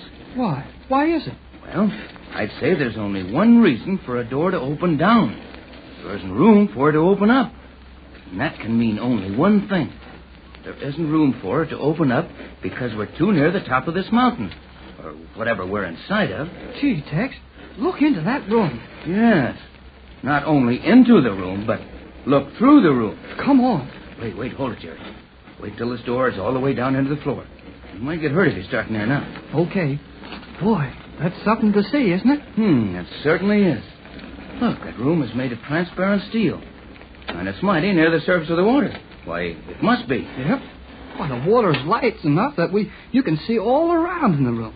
How deep could the water be in letting that much light? Well, I don't know exactly, but I'd say, not over 4 or 5 fathoms. Not more than 30 feet? Something like that, I think. Gee, Tex, if we're only 30 feet below the surface of the water, We could swim out if we had to without getting hurt. Yeah, we could do just that, son. Well, everything seems to be stationary. Come on, let's go on in. Gee, this place isn't very big. Plenty big enough for an escape chamber, and that's just what it was designed for. Well, how do you get out of here? I'm trying to figure that out. I think I have. How? Now, look, see that valve down there in the corner? Huh? Oh, yeah. I get it. Air pressure. Right, boy. Either air pressure to bring the pressure of this room up to that outside, or to flood this lock with water. It'd be hard to get out of here and into the water at that. That's a long time to hold your breath. I don't have any idea that you're supposed to hold your breath while you're getting out of here. Well, how else can it be done? Looks more to me as if this whole room was a lock. Yeah, a floating lock. It can be forced up to the surface of the water. Well, looks like the locks they used to get that rocket plane out of that underwater city. Exactly. I think when our time comes to escape from Euclidia, this is the way we do it. And you can leave some of your solvent out in that hallway, so we'll eke down through into the city and let the ocean flood in and destroy everything. That's it, except that we'll give the Euclideans a chance to surrender and become good citizens of the world. You know, after all, Jerry, we're here to stop those scientists before they do a lot of harm in our world with their inventions and discoveries. Our business isn't to hurt anyone. Well, I guess not. But they wouldn't worry about hurting anyone else. Well, do you know of anyone they've hurt? No. Yeah. How about that old sailor who got the first radio message off to us? He wasn't hurt. He's alive and well, a prisoner like the rest of us. Maybe you're right. But will these Euclideans behave if we do capture them and take them home? We'll put them where they'll have to. In jail, you mean? No, I don't think so. You know, I doubt very much if it's possible to prove anything criminal against them. At least nothing serious enough to keep them in a prison for life. You know, after all, Jerry, all they've done is to be just a little too brilliant for the present order of society. While that may be dangerous, well, certainly isn't criminal. But if we can't put them in prison, where can we put them? Well, Mrs. Gregory has money, Jerry. Almost unlimited money. Many of her friends are equally fortunate. I'm sure Pat would lead a movement to form a syndicate. Establish a scientific foundation for these people. There they would be allowed to carry on their work, but they'd also be watched to see that anything they develop would only be used for good. It sounds okay, but it sure costs a lot of money and plenty of trouble. It's the only answer I can think of. Well, I hope they refuse to surrender, and we can turn this water in on the whole bunch of them. Now, Jerry, you wouldn't do that. Well, maybe I wouldn't want to do that to the animals they've got down there, but I don't feel very bad about anything happening to the Euclideans. Why, Jerry, they're human, just the same as we are. They're entitled to fair treatment. Yeah, only... Hey, Tex, look. Yeah, I see it, Jerry. A shadow on the water above us. Looks like the shadow of a submarine. No, it's one of those rocket planes shaped like a submarine. How can you tell? Well, see the shadows, those little bumps on the sides where the wings don't quite fold into the ship? Say, you're right. It is one of the Euclidean rocket planes. It's just drifting on the surface of the water. Well, it's going to be right over us in a minute. The shape of that shadow is changing. There's a bulge on one side of it. Looks almost like somebody was getting out of it and into the water. That's just what's happening. Now, look, that fellow's feet are touching the water. Yep, and we're mighty close to the surface. I'll bet this is over 20 feet. Nearer 30, I think, but the water's perfectly clear. Jerry, that man is coming down into the water, and he's coming right for this transparent steel lock. Hey, let's get out of here. Wait, we can step outside the door into the hallway and still see him. I want to watch how this is done. But if he sees us in here, then our chance of using this place for an escape are all gone. Oh, now look, we'll step backward to the door and start to shut it. When it's nearly up to the top, we can safely watch over it and close it quickly when he's near enough to see us. Okay, but we'd better get busy. Look, Jerry, the man has on heavy shoes like a diver, but no diving suit. Well, he's got a little thing like a helmet on, though. Right, just something to allow him to breathe for the few seconds it takes him to get into this lock. He's right beside the lock now, but he's turned sideways, so I guess he can't see us. Now look, he's reaching down to turn something. It's a valve. Just what I thought. This is a lock, and he'll fill it with water before coming into it. But how can he get the water out of it when he wants to come through this door? Probably pump it out with that valve we saw in here. Hey, he's letting in the water. We'll allow him to turn around in a minute. Here, give me a hand here, Jerry, and we'll shut this door quick. Aye, sir. Now, come on, son. Let's get away here quick. I'll say, oh, boy, what we know about this place now. Sure looks encouraging, Jerry, but we'll have to be mighty careful about discussing with the others. But we'll have to tell Joan, their mother, and the girl commander, Elaine. Well, we'll tell them all right, but let's be careful. We're as good as out of Euclidia right now. That's what you think. What's up, kid? Oh, look behind you. Through the transparent wall of that steel lock we just came out of. Huh? That's a funny one. Yes, that fellow took off his helmet and stored away in that little cabinet, but he isn't coming out this door. Well, he's sure not going to try going back up through that water without a helmet. Get out of here quick, Jerry. He's coming this way. Playing these transparent steel walls, you can't tell when you're through something. He's coming now, and there's no doubt of it. And I'm not sure we can find a way out of here. There aren't any turns in this corridor. You mean there weren't any turns in it when we came up here? No telling what's happened to it since then. Come on, step on it, Jerry. That door's opening behind us. If we can't get around the turn in this tunnel before that fellow sees us, we'll never get a chance to see this place for an escape. Down in the weird underwater city of Euclidia, many strange things take place, and most of them have been terrifying to the Gregory party. Now, however, a big ray of hope has suddenly appeared. Mrs. Gregory, her daughter Joan, and their newly found friend Elaine, the Euclidean girl submarine commander, are in their quarters. Mrs. Gregory is enjoying herself as Elaine tries on one of her dresses while Joan watches admiringly. I am so worried about Jerry and the captain. Now, Joan, dear, when Tex and Jerry are together, they're able to get themselves out of anything that might come up. But, Mother, they were to be gone only a few minutes, and it is now more than an hour. Well, you're worrying much too soon, Joan. When you've lived as long as I have, you'll realize that a man loses all sense of time when he's out doing something that interests him and completely forgets anyone who might be waiting for him. That would seem to be the case, but I do not like it. Well, dear, older women than any of us find fault with things men do. But it's much easier to find fault than to find the cure. Oh, Mother, look. Why, Elaine, you're lovely in that dress, dear. I think it must be the dress that is lovely. I have not changed, and no one has told me previously that I am lovely. But you are. I like that much better than your uniform with Euclidean cloth. I hope I may never again... You have forgotten, Elaine. I am sorry. We understand, my dear girl. You've kept up that Euclidean atmosphere so long that you find it difficult to realize that all of your Euclidean mannerisms and your obligations to these scientists have been left behind you with that uniform. Mother, may Elaine have this dress? I mean, may she keep it? Well, to be sure. I am not at all sure about doing that. This dress must have some value, and if I understand things in your world, articles of value must be exchanged for things of equal value. That's approximately correct. But don't let that worry you for a moment. I can well afford to give you a dress or a complete wardrobe. Mother is a very rich woman, Elaine. Joan, dear, please. But that is what Jerry says about you. Well, even if it's true, we don't discuss those things. And Mrs. Gregory, if I return to your world with you and attempt to enter life as you know it, what will be my place? Your place? Yes. I am not, as you are, a very rich woman. We have nothing of value to call our own on Euclidia. No medium of exchange except our efforts, in return for which we receive a bare sustenance. If I attempt to take my place in your world, how will I exist? That is a very well-placed question, Mother. Well, it might be if Elaine were not such an unusual person. As it is, I think we'll find that her new life will present more opportunities for accumulating money than she will have time to grasp. How could that be, Mrs. Gregory? Well, it's very obvious. Not to me, and Elaine is plainly disturbed by it. Well, it's too long a story to go into in great detail, but in the first place, you could amass a small fortune in a short time as a lecturer. Lecturer? Surely you do not mean as an educator? In a sense, yes. You see, your knowledge of things Euclidean and your personal story of your life here would provide material for any number of public appearances. However, I propose to protect you from that sort of exploitation until you know our world well enough to make your own choice in such matters. You will live in my home as my guest and Joan's companion until you feel thoroughly acquainted with our manner of living. Oh, Mother, that will be wonderful. To have Elaine with us in your home. Oh, indeed it will, Joan. I realize that I should be very grateful for such an offer, and I hope I may show that gratitude. But will you permit me to question the offer? Question it? You need not question it, Elaine. My mother is very sincere in her gesture. Oh, indeed I am. I am sorry to express myself so poorly. I would like to ask a question regarding your offer. Perhaps that is a more satisfactory way to state it. Well, of course. What's worrying you? Will it not be crowding you, making your quarters stretch beyond the number of people your apartments were designed to accommodate? Oh, and that's what's bothering you. Why, my dear girl, I could take a dozen young people into my home and still have room to spare. Mother has a truly enormous home, Elaine. That must be so.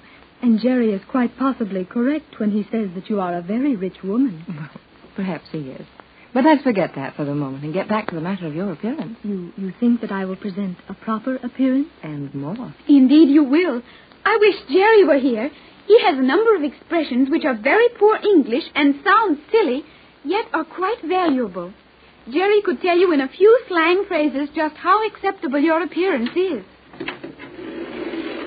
Why, oh, boy, have we got big news. Jerry! You bet it's Jerry, the one and only in person. Well, Jerry, you're all excited. Bet I am. He's got a mighty good reason to be excited. What is it, Captain Bradford? Yes, Tex. Is it something good? Something so good that we'll have to be very careful how we tell you about it. Well, may we hear now? Golly whiskers. Oh, boy. Hey, Tex, look. Well, what struck you, Jerry? The commander. I did not strike you, Hall. Oh, forget that Euclidean talk. Look at that girl, Tex. Is she a knockout? What a picture for the film magazines. Would she knock 'em dead in Hollywood? Boy, is she something to write home about. Giggling goldfish. That was what I referred to, Elaine. You have no idea what Jerry meant by all that, yet his intentions are perfectly clear. And Jerry didn't tell more than half of it. Now, Elaine, how do you feel? I feel something that I have never felt before. It is all so strange to me. You are all such strange people. You are concerned with my comfort, planning my future, and commending me on my appearance. I feel that if you will excuse me for a few moments, I will try to compose myself. Well, what's the matter with her? Gosh, did I say something wrong? No, Jerry, you said everything just right. But Elaine isn't accustomed to compliments and kindness. For the first time in her life, she was overcome with emotion. And she prefers to be alone for a few moments. Yeah, I know. All girls are the same way. When they get too happy to do anything else, they start to cry about it. Looked like a case of tears, all right. I can understand that. My feelings were the same when you first found me on the island. I had known nothing of affection, love, or kindness. We all understand, and a good cry will help her a lot. Now suppose we let poor Elaine alone for a little while, so she may exercise her first opportunity to act like a woman and give us the big news. Gee, Tex, I got so excited when I saw that girl in Mrs. Gregory's dress that I forgot all about our news. Well, I didn't. And while I'm not at all sure we have all the privacy we're supposed to have here, well, it's got to be told sometime, and might as well start now. You have learned something of real value, Captain? We certainly have. Jerry and I have found the place to escape from Euclidean. Tex, not really. Absolutely. Well, how did this happen? Oh, we're pretty smart. You must be. Oh, it wasn't any trouble for us. We just started out to look for it, and there it was. No, Jerry, wasn't there a little luck mixed up with it? Well, not much. And didn't we have a well-directed hint from Elaine that we might find something of value if we followed that steel tube to the top? Sure, but, all right. We just happened to find it. That's more like it. Well, never mind the distribution of credit. What was it you found? We found an airlock near the former position of the island, and so close to the surface of the water that all of us could easily escape and get to the surface without any help if we had to. Tex, really? That's right. Where was this? Well, we followed this steel tunnel round and round, getting higher and higher all the time, and I guess we kind of lost our directions. But it was someplace in the edge of that old crater where the island was built. Yes, I think the tunnel parallels that elevator we came down in, and it sure comes out on the rim of the crater. But what's more important is that there's a transparent steel lock at the top, and it's within 30 feet of the surface of the water. Oh, it should be easy to escape from there. It should indeed. But after the escape, what? After the escape, we're free. Yes, on the surface of the ocean, 4,000 miles from Los Angeles. I see what you mean, Joan, and naturally we'd take care of that. But how, Tex? By the very simple process of having a boat up there to pick us up. How is that so simple? Well, now, don't forget that tomorrow I'm beginning a regular series of test flights in the rocket planes. Sooner or later, I'll plan the rescue. Will you have a chance to smuggle one of the homing pigeons aboard the plane? I think so in time. Have you asked permission to take your instrument case aboard? No, I was afraid to ask permission, for fear it would give me away. So on the trial flight today, I simply walked up to the ship with the case in my hand. And G-47 grabbed it and searched it plenty. He did, and he'll probably do the same for several days to come. But one of these times, I'll know when G-47 is going to be busy at the time I start a flight. And when that time comes, I'll have a homing pigeon in that instrument case. You realize what the results will be if you are caught. No worse than what we must eventually face if I don't try it. We're here forever as far as G-47 is concerned. Yes. Our punishment is to be completely ignored until in desperation we trade your formula for freedom, and then find ourselves denied that freedom. Well, we're going to use that formula in a lot easier way than that, and a better way. How, Jerry? Well, Texas... Hold it, Jerry, hold it. What's wrong? Well, I thought I heard a noise outside that door. But this room is soundproof. Perhaps we should say we believe it to be soundproof. Yes, there's always that. We can't be sure of anything here. Well, never mind that no. I know how to use the formula when the time comes. The only thing that I'd like to know a little more about is the exact method of escape from that airlock Jerry and I discovered. Perhaps I can assist you there, Captain Bradford. Well, if you've got any ideas, toss them in. By all means, Elaine. We'd welcome your advice. I'm not familiar with the manner of operating the escape mechanism in the lock, but experience with other locks on Euclidia would lead me to conclude that it would be a very simple matter to arrange the flooding of the lock. I thought that too, Elaine. What worries me is just how difficult it's going to be to get from that lock to the surface.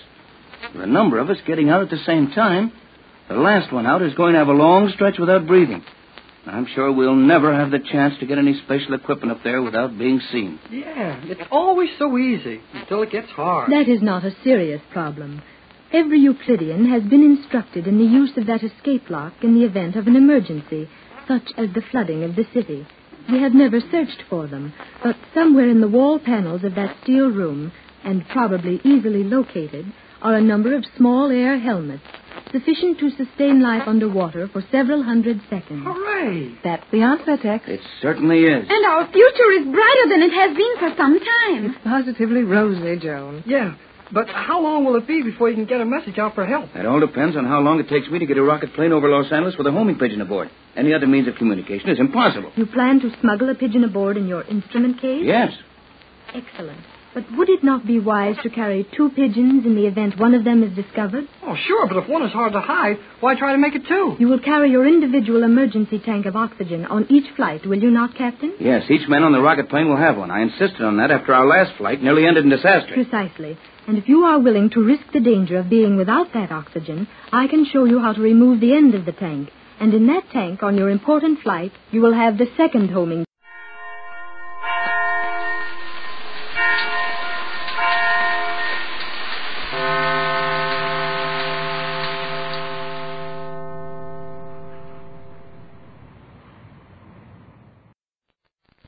The program you are about to hear is fiction, science fiction. We make no guarantees, however, how long it will remain fiction. Exploring tomorrow.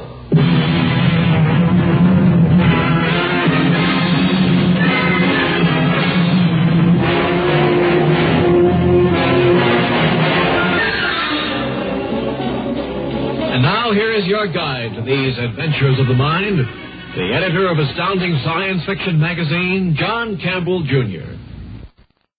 Let's consider the proposition that interplanetary spaceflight has become a commercial proposition. There are regular liners running between the planets. And the Martian Queen, we'll say, is such a liner. A spaceship making a short-run orbit from Mars to Earth. This time she's carrying 150 passengers and a crew of 30 or so. She's made a long, uneventful trip from space, and now she's approaching the last leg of her voyage, the deceleration for landing. Your attention, please. Throughout the trip, artificial gravity has been maintained by spin around the long axis of the ship. In 3 minutes, the gyros will begin to slow the spin. We have to stop the rotation around the axis of the ship in order to apply thrust along it. Please get into your bunks and fasten your safety belts.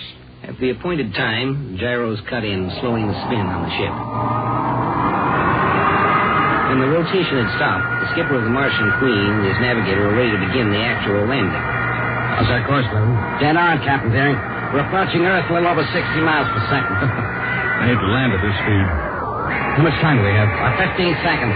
The rocket tubes are aligned properly with respect to Earth. The timer is set. Ready?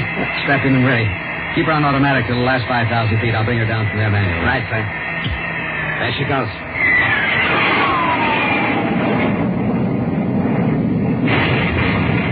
Blue, the engine room. Get engineering on the intercom. We're out of control. We're dropping straight toward Earth.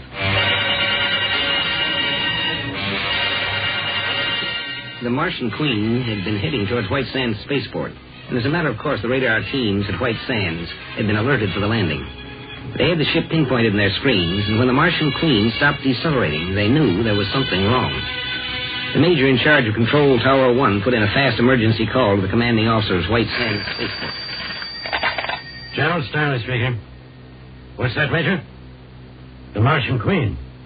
Where? Yes, I understand. All right, get all data you can on her. Now, keep the radar tracking as long as possible and try to compute an orbit. I want to know where she's going to hit. And get a tight beam communications line to that ship. I want to speak to Captain Deering personally. Yes, Major, I'll be right over.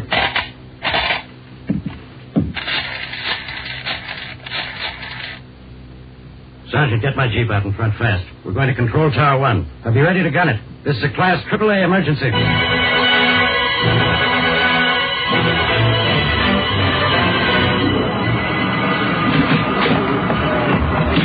And, Major, have you made tight beam connections with the Martian Queen? Yes, sir. Good. Now I'll take the microphone. Hello, Captain Deering. This is General Stanley at White Sands. Can you hear me? This is Deering. You're coming in fine, General. What the devil happened up there? Explosion in the engine room. Don't know what caused it. 4 men dead and the rocket troops are gone. What about the main converter? Almost completely gone. It's one that didn't blow into fragments when it went. There's plenty of heat and radiation. The engine crew must have died almost instantly. Well, what about the secondary converters? Nothing left of them but molten metal and slag. You've got no way to slow down the ship or change its course? No way whatever, General. Our only hope is that we don't hit Earth. If we are on a collision course, we're finished. I know. Let's hope you go on past Earth without hitting it. Now, we have a radar fix on you, but it isn't accurate at this distance. Now, get your navigator busy. Now, we want your coordinates and velocity as close as you can figure them. Oh, keep this line open. I'll call you as soon as I can get more information. Right. I'll get Blevin busy on those figures. Over. Over. Oh, Major. Yes, sir. Keep that line open no matter what happens. As soon as Captain Deering gives you those figures, have them coded and put through the big computer. Try to get a closer radar fix and put that data through the computer, too. I want an orbit on the Martian Queen that's as close as skin. You got it? Yes, sir. Good. And keep this whole thing quiet. Nobody is to know that the Martian Queen is in trouble till I've notified the Secretary of Special Affairs in Washington. Meanwhile, I'll have to use your phone.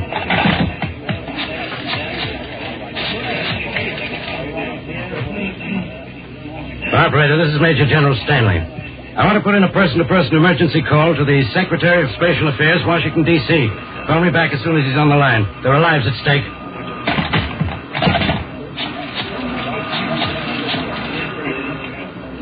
Hello, experimental station. General Stanley here. Now, let me talk to Colonel Ashmore. I don't care what he's doing. Get him on the phone. Colonel Ashmore, Stanley. What's the top acceleration of that new experimental job? That's right, the XV-19. Good.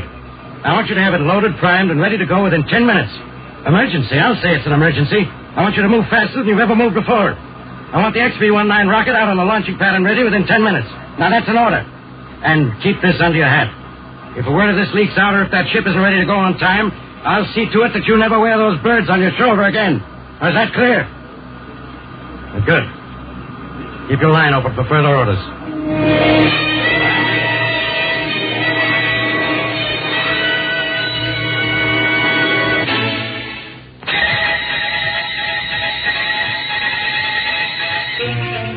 60 miles per second isn't terribly fast as far as celestial objects are concerned.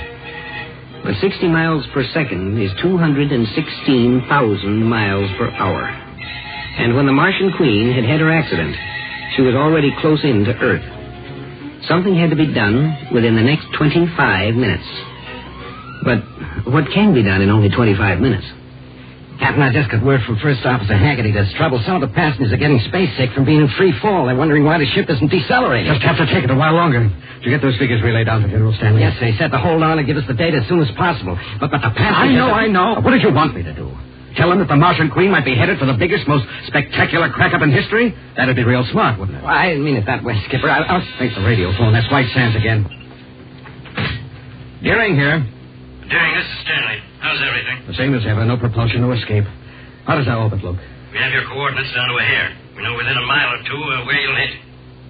Then we will hit Earth. Well, that does it, doesn't it? I'm afraid so. If nothing happens between now and then, you're going to get a hot dunk in the ocean. I see.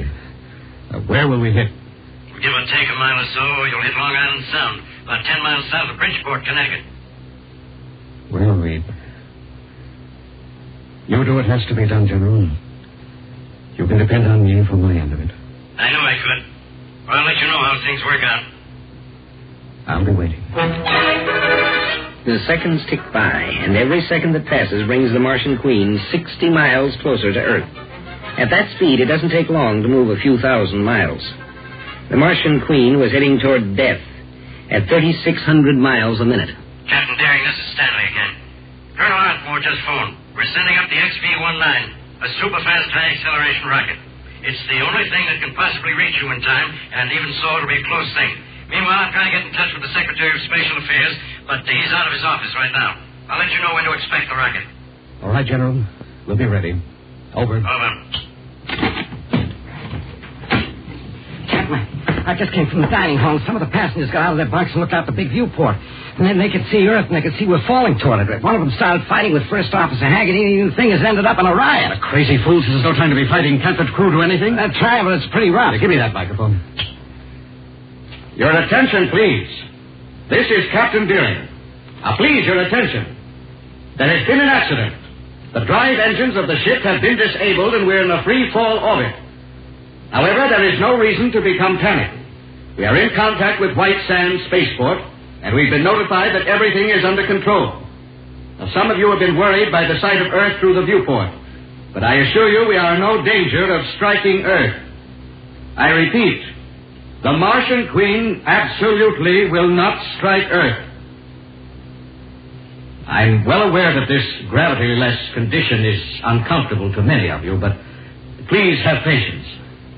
It will only last for a few more minutes. I suggest that all of you return to your cabins and strap yourselves in. If acceleration were to return suddenly, anyone not strapped down might be seriously hurt. Please return to your cabins. Thank you. Well, that'll help some. Blevin, you go down and talk to them. Give them the same sort of information I gave them. And, Blevin. Yes, sir. Isn't one of the passengers a minister? Oh, yes, sir. The Reverend James Taylor, I think his name is. He was a missionary on Mars. Yeah, well, get him to help you. Sometimes people will listen to a clergyman when they won't pay attention to a space officer. Right, sir. I'll do what I can. Just a minute. That's Stanley. Yes, Deering here. Deering, the XV-19 is on the launching pad now, loaded and ready to go. I haven't been able to get hold of the Secretary of Special Affairs yet, but there isn't time to wait. I just got the signal, Deering. The XV-19 has left the launching pad. It will be up to you to guide it into the Martian Queen. Good luck, Deering. Thanks. But you'll need the good luck more than I will. So, good luck and goodbye. Okay, Blevin. Go down and give them a speech.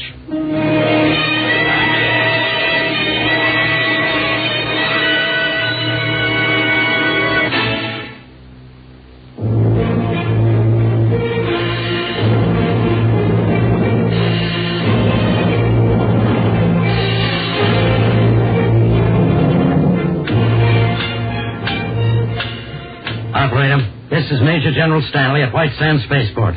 I have been trying to get the Secretary of Special Affairs person to person, Washington, D.C. It has been 20 minutes now. But he's on the line. All right. Oh, hello, Mr. Secretary. Hello, General. I got to my office as soon as I heard. I've read the teletype report that you sent to my office. Is the Martian Queen definitely going to land in Long Island Sound? If it isn't stopped, yes. Well, is there any way at all of getting the drive going again? No, sir. Captain Deering stated flatly that the main converter and the secondaries are absolutely and completely ruined. It would take weeks to repair them. We only have minutes. Then we'll have to send up a rescue ship. That's impossible, sir. A rescue ship would never make it in time. It would have to accelerate to take off, decelerate to match the Martian Queen's velocity, and then accelerate to keep from hitting Earth along with the Queen. All in all, it would take more than an hour, using every bit of acceleration a human being could stand. Then there's absolutely no way we can save them. None whatever, sir. There just isn't time. Well, just lucky this time, I suppose. Lucky? What do you mean? Well, it could have been worse. What if it landed in a populated area like New York City instead of Long Island Sound? You don't understand, Mr. Secretary. It isn't the Long Island Sound we have to worry about. It's the spaceship sound. What do you mean? Just what I said. It doesn't matter whether the Martian Queen hits Long Island Sound or New York City itself. The results will be almost the same. It's the sound waves, the noise that will do the damage. I don't quite understand. You know what happens when a supersonic jet plane flies too low over a city, don't you? At 1,500 miles an hour, the shock wave from a jet plane can break windows from miles around. What do you think will happen when that spaceship comes in at 216,000 miles an hour? It will flatten every structure within a 50-mile radius. If that ship hits Long Island Sound, New York City will be toppling in ruins before it ever arrives. From Newark, New Jersey to Hartford, Connecticut, that shock wave will knock over everything standing. Can we evacuate the area? In a few minutes? Well, hardly. What do you suggest, General? There's only one thing we can possibly do. Send up a rocket with an atomic bomb in it and blow that ship into gas before it hits. Are you crazy, General? Blow up 180 innocent people? I can't permit that. It's murder. Murder? Is it murder to kill people who are already doomed? Is it murder to save the lives of 20 million people? There must be another way. General, I order you to send up a rescue ship immediately. Listen, you blockhead. Do you understand that it is impossible to send up a rescue ship? Do you understand that I can't pull miracles out of a hat? We could no more get a rescue ship up there in time than we could catch the Martian Queen with our bare hands. You can't talk to me that way, General. I'm sorry. I'm simply trying to get you to understand there's only one way out. Those people in that spaceship are going to die, no matter what we do. It would be better if they died without taking a few million more people with them. There must be some other way. Do you have any suggestions? Well, no. Exactly. There isn't any other way. Now, do I have your permission to send up that bomb? No. You've got to think of something else.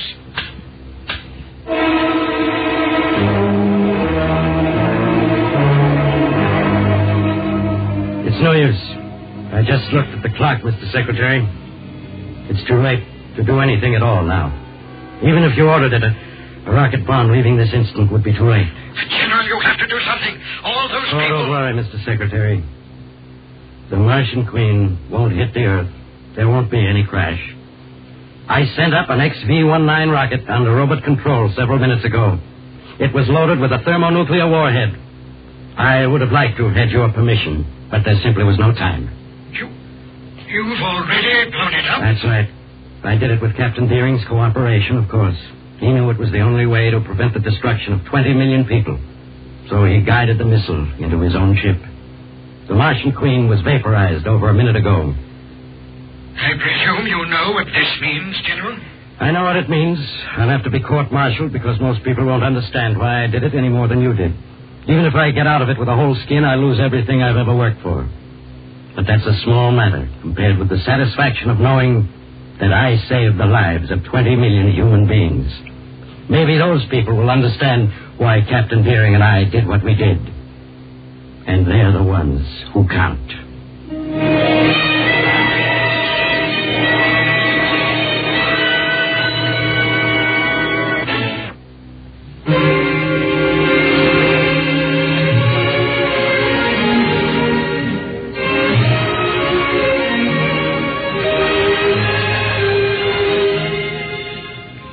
Yes, as time goes by, things do change, but the fundamental things apply.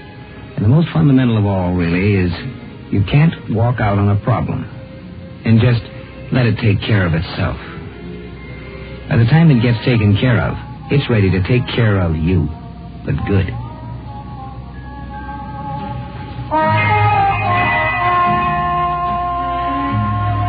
Join us each Wednesday and Friday night for a fascinating adventure in Exploring Tomorrow. Script was by Paul Anderson. Produced and directed by Sanford Marshall here in New York.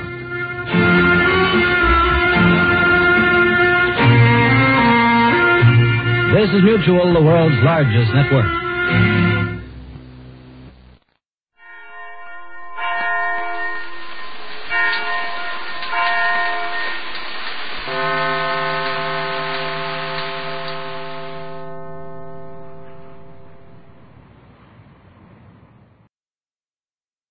Presenting the transcription feature, Superman.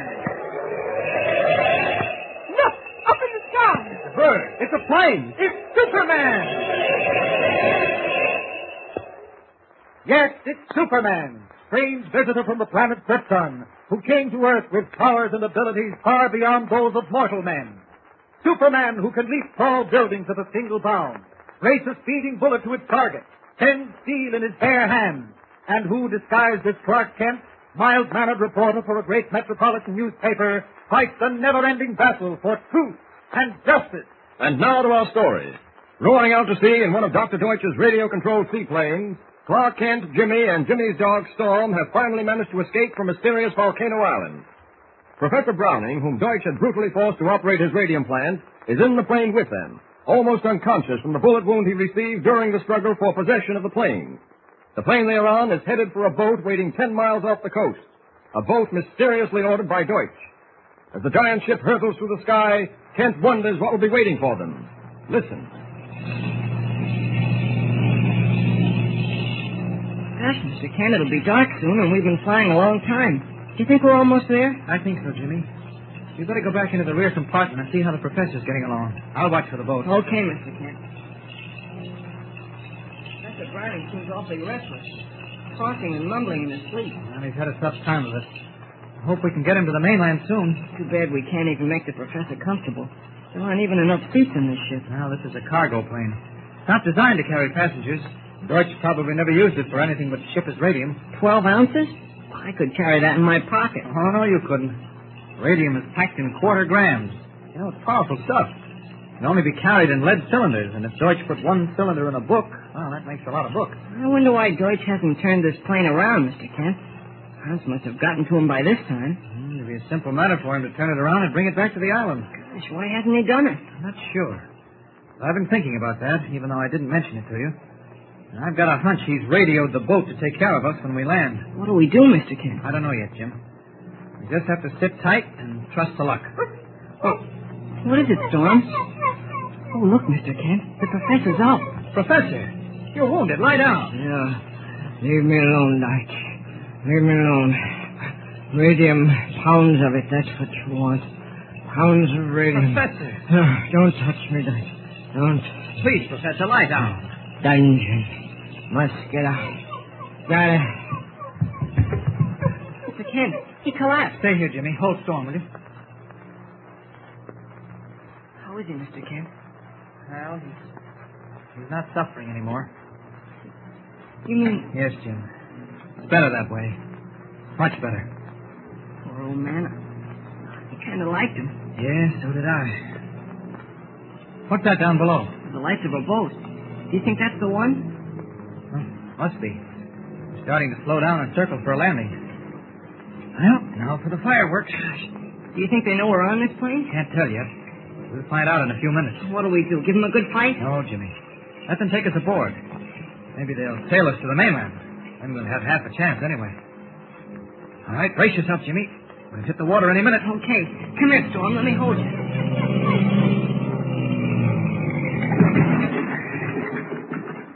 Look, two men are pulling away from the boat in the dinghy. Must be members of the crew, Jimmy. Gee, sure are tough-looking birds. Don't you worry. If they don't know we're on board, we've got to jump on them. Do you suppose Hans and Deutsch have warned them to expect us? Somehow I don't think so, Jim. The moon is bright enough so I can see from here they're not armed. If they're expecting to find anything except a cargo full of radium-loaded books, they carry guns. Gee, I hope you're right. All right, now listen carefully, Jimmy. We'll hide in this compartment in the tail of the plane. As soon as they both get in, we'll rush them. All right, come on now. Into this compartment. All right, keep it steady, Joe, while I climb up on the wing. I'll hand the stuff over to you. Okay. I got it. For the love of... Hey, something's fishy. What do you mean? The plane's clean empty. Go on, you bet. All right, come up and see for yourself, wise guy. Well, I'll be... This don't make sense. It's supposed to be a load of books on Sure, same as the other times. What the? It sounds like a door. Look out, here he comes. Kick him in the teeth, Bill. Hey, don't you kick him. Look, it's a kid and a big guy. All right, try and stop this one, mister. Oh, get him. Look out behind you, Mr. Kent. That'll hold you for a while. Gosh, Mr. Kent, you've knocked them both cold. Did I? Well, I guess they both stepped right into my wild punches. All right, come on now, Jimmy. Help me lower them into the dinghy. I'll get in first. All right. All right, Jimmy. Roll him over. Okay, I got him. There. Now, next one. That's it. There now. Okay, come on, Jimmy. Jump for it. Storm's here with me. Here I come. Attaboy. Gosh, Mr. Kent, you're almost as strong as Superman. Oh, nonsense, Jimmy. Here, quickly, give me the oars. Here they are. Good thing it's dark. Maybe we'll be able to get on board without the rest of the crew seeing us.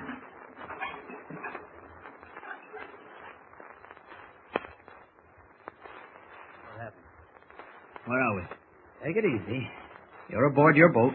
Who are you, anyway? How'd you two get on that plane? That's none of your business. Now, just remember this. From now on, I'm running things, and you're taking orders from me. That's what you think. We take our orders from the boss and nobody else, see? Who is your boss? Don't tell him, Joe. What do you take me for, a sap? I ain't telling him nothing. Well, the only thing to do is turn you two specimens over to the police. They'll make you talk. We ain't done nothing. Ever hear of Dr. Deutsch? Who? Dr. Deutsch. I never heard of him. Me neither. Ask them why they brought the boat out here, Mr. You Kent. keep your nose out of this, kid. Yeah. Why did you bring your boat to this spot? Because we like to ride on the ocean, that's why. Sure, we like to breathe it. Well, I can see we're wasting time. Get up on your feet, both of you. I said get up on your feet. Okay, I'll get you up. Oh, you're breaking my arm. Stand up. Okay. That's better. Now pay attention. This boat must have a shortwave sending set. Where is it? We got one, but it's on a blink. If it wasn't, mister, the boss would have told us to meet you with bullets. Shut up, Bill. I see. Where is the radio? In a deck house, but it won't do you no good. I'll find that out for myself. Jimmy? Yes, Mr. Kent? Hand me that length of rope. This one? That's it. Now turn around, you two. Did you hear what I said, or do I have to demonstrate? All right. You don't have to get tough. Hold your hands behind your backs. That's right. Now, a few turns of this rope around your wrist. Tickety. A couple of good knots. You'll be safe for a while, tied together like Siamese twins. You won't talk so big when a boss hears about this. Oh, you have no idea how anxious I am to meet your boss face to face. Yeah? But in the meantime, we'll have to content ourselves with your company. Now, march. Where are you taking him, Mr. Kent? We'll dump them in the stern compartment for the time being. I want to see whether I can get that radio working. If not, we'll run the boat to the naval base. What about poor Professor Browning on the plane? I'll take care of that. Don't worry, Jimmy. He'll get a decent burial. All right, start walking, gentlemen. And don't try any funny work. Through the deck house and into the stern compartment. I guess it's all right to leave Storm out here, isn't it, Mr. Kent? He's fast asleep over by the rail. Oh, sure. He'll be all right. All right, here we are. Open that door to the stern compartment, Jimmy. This looks comfortable enough. Step inside. Now, remember, both of you, don't get any bright ideas or you're liable to wind up with very bad headache. I'll see you later. Now, Jimmy, let's see about that shortwave set. I bet they were lying. I bet it worked. I don't think so, Jim. If it worked, Deutsch would have contacted them to tell them we were on our way. Now, here it is. Let's see now. This must be the power switch. There's a hum. Does that mean it works? No, it means there's power, but the sending apparatus may be out of order. Is that tube lit? No, I don't think so. But this one is. No. 4 of them are lit and 2 aren't. That's the trouble, I guess. Oh, then we can't send a message to the naval base, huh? I don't know. We may be able to send and not receive. I'll try it anyway. Calling the naval base. Calling the naval base. Come in, please. Anything doing? No, not yet. Calling the naval base. Calling the naval base. Come in. Come in, please. Calling the naval base. Unable to determine whether or not his voice is going out over the airwaves, Clark Kent repeats the call again and again. Meanwhile, in the stern compartment, the 2 members of the boat's crew speak in low, hushed voices. We've got to get off of this tub, Bill. If we don't, we're going to get tossed in a clink. Yeah, but how are we going to get off? Through the stern hatch. You don't know about it. You crazy? What are we going to do, swim with our hands tied? Not me. Not so loud. We ain't going to swim. We'll get out through the stern hatch, sneak up to the deck house, and conk 'em. With our hands tied, I suppose. Our hands won't be tied, dope. Now, stand close to me. Yeah, that's it. Slip your fingers into my back pocket. Okay? A knife. You got it? Open it up. Okay. She's open. Back up to me. I'll cut the rope. Good thing this knife is sharp. Okay, you're free. Now get me loose, will you? That does it.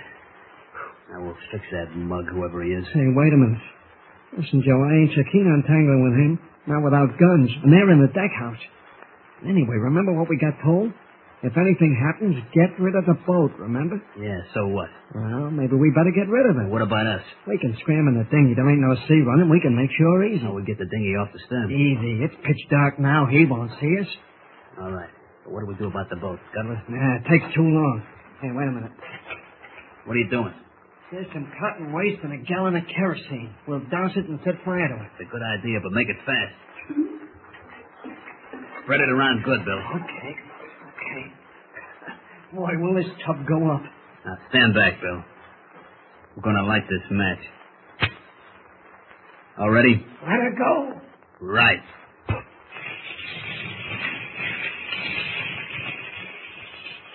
Fire at sea. Orange tongues of flame leaping from the stern compartment and eating their deadly way slowly but surely to the gas tanks on either side of the boat. Will Clark Kent and Jimmy discover the fire in time, or will it get beyond control and blow the boat into 1,000 pieces? What will happen? Don't forget, tune in again for the next thrilling episode with Superman. Look, up in the sky. It's a bird. It's a plane. It's Superman. Superman is a copyrighted feature appearing in Action Comics magazine. presenting the transcription feature, Superman. Look, up in the sky. It's a bird. It's a plane. It's Superman. Yes, it's Superman, strange visitor from the planet Krypton, who came to Earth with powers and abilities far beyond those of mortal men. Superman, who can leap tall buildings at a single bound, race a speeding bullet to its target, bend steel in his bare hands, and who, disguised as Clark Kent, mild-mannered reporter for a great metropolitan newspaper, fights a never-ending battle for truth and justice. And now to our story. When we last saw Clark Kent, he and young Jimmy Olsen were aboard a small motor cruiser 10 miles offshore. The boat, somehow connected with the espionage activities of Dr. Deutsch and his ring of foreign agents, was being run by two men whom Kent overpowered and tied up in the stern compartment. At the moment, Kent and Jimmy are trying to reach the naval base over the boat's shortwave sending set, unaware that the two men have gotten loose and are about to set the boat on fire and make their escape in a dinghy. Listen.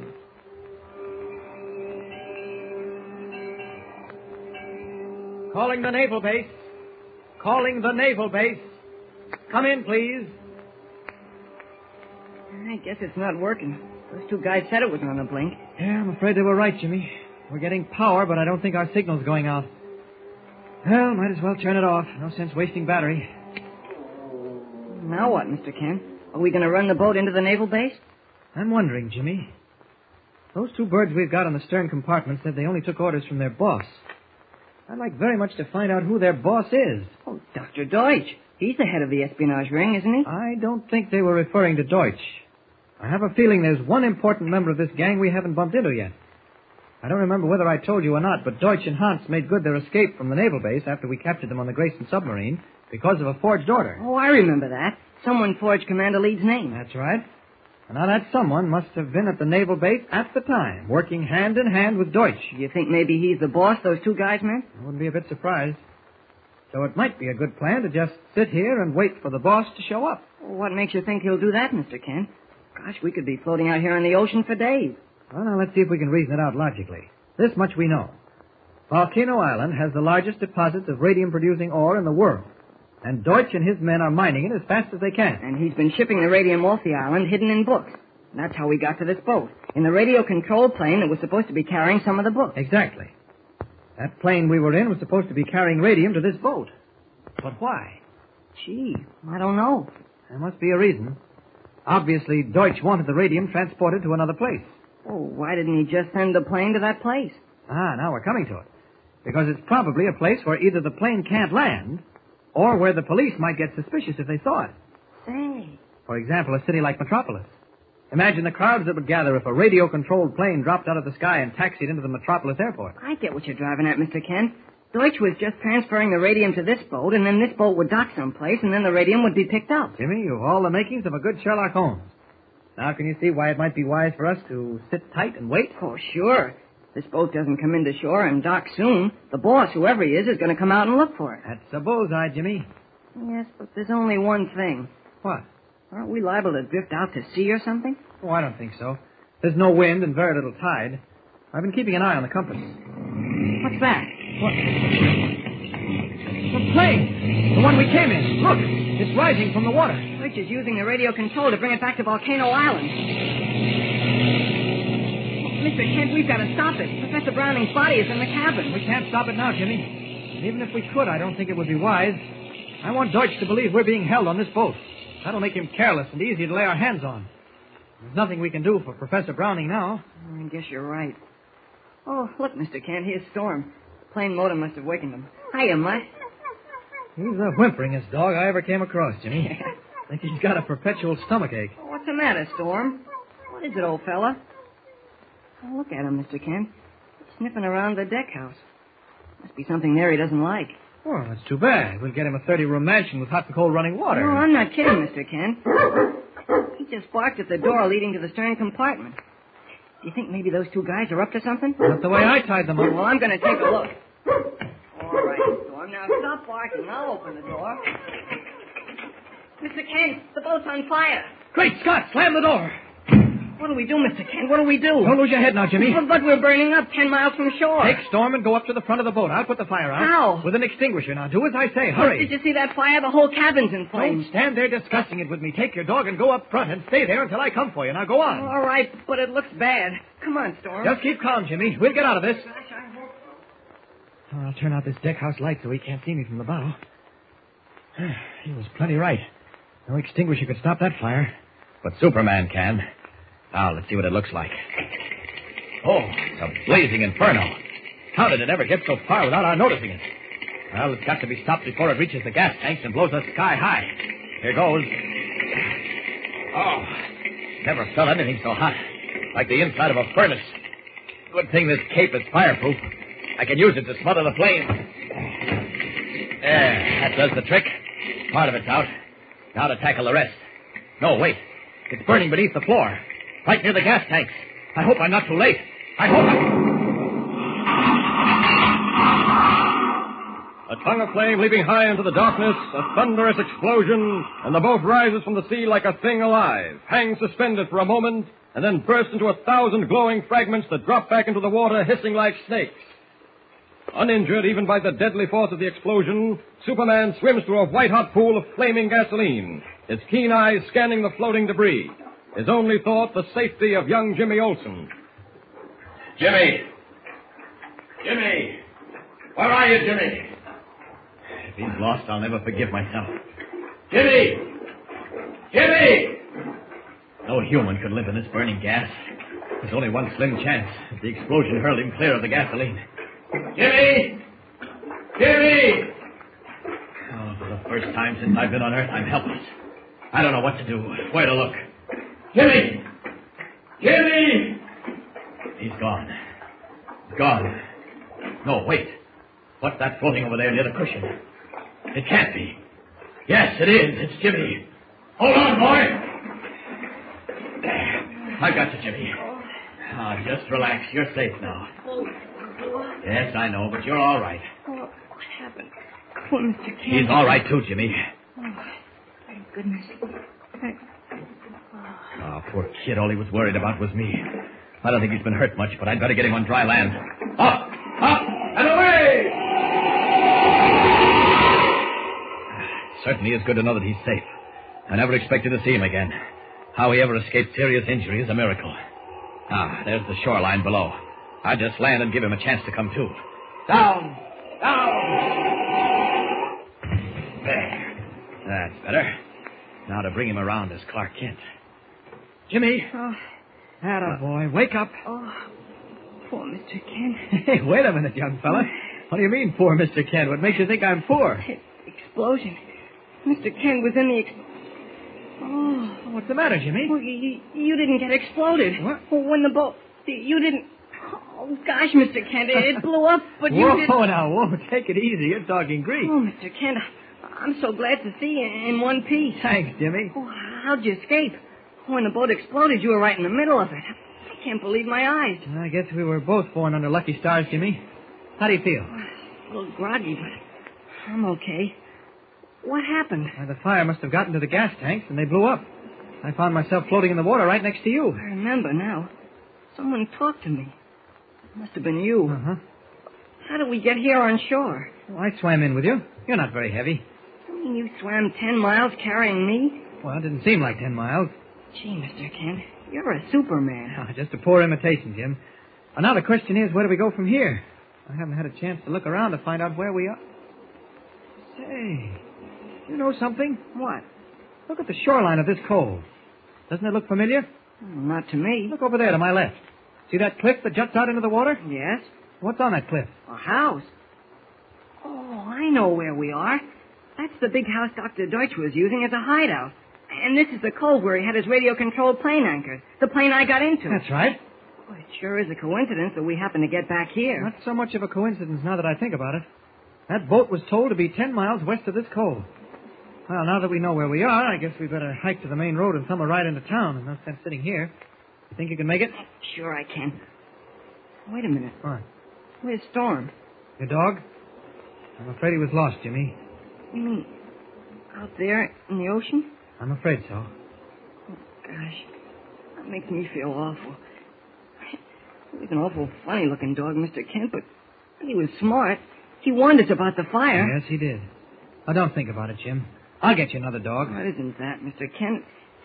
Just that it doesn't seem fair. Storm wasn't much of a dog, but he never hurt anybody. He was a nice mutt. All he wanted was someone to pat him once in a while. I know, Jim. Well, shall we go now? We've got a long walk. All right. Wait. Hold it, Jimmy. What's the matter?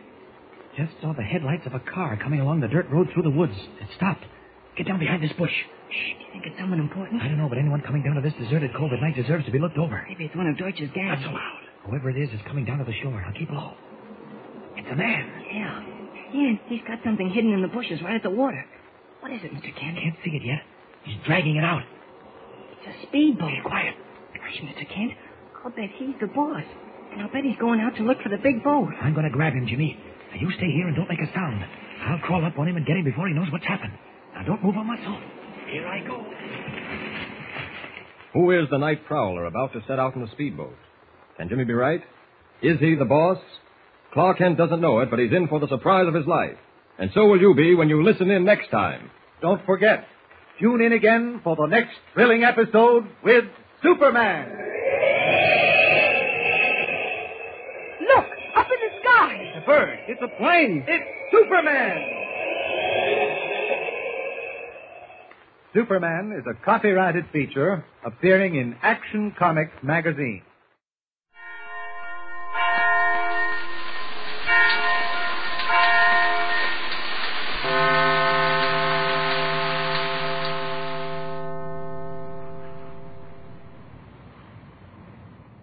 Kellogg's Pep, the build-up wheat cereal, invites you to rocket into the future with Corbett, Space Cadet.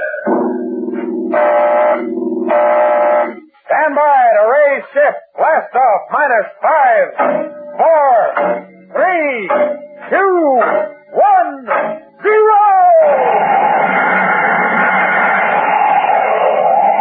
Rockets blast off the distant planets and far-flung stars, we take you to the age of the conquest of space with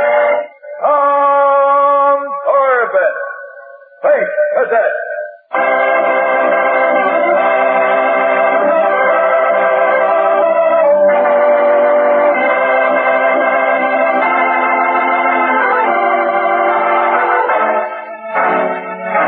Three times in the past 14 years, a mysterious form of death striking from space has claimed the lives of solar guardsmen while on Comet Watch patrol in Sector 7. Now, as Captain Powers, the fourth victim of this strange malady, clings to life by a tenuous thread, Captain Strong and Dr. Joan Dale of Space Academy make a startling discovery. There's no question about it, Joan. We can't brush off this medical report. Captain Powers shows every symptom of acute radiation sickness. Well, he's been exposed to intense gamma radiation. But, Steve, now the question is, where did the radiation come from? We've only one possible clue to that, Joan. The last thing Captain Powers saw before he collapsed was a strange asteroid that seemed to be giving off sparks. Well, that could have been his imagination. He was a very sick man. His little son, Jody, who was with him at the time, saw the same thing. Yes, but Jody's just a child with a big imagination. How can you take his word for it? That's true, Joan. And I would feel the same way you do, but when my boys on the Polaris took over the Comet Watch in Sector 7, they saw it too. No, there can't be any doubt about it, Joan. That strange asteroid that seems to give off sparks is an asteroid of death, and it must be destroyed.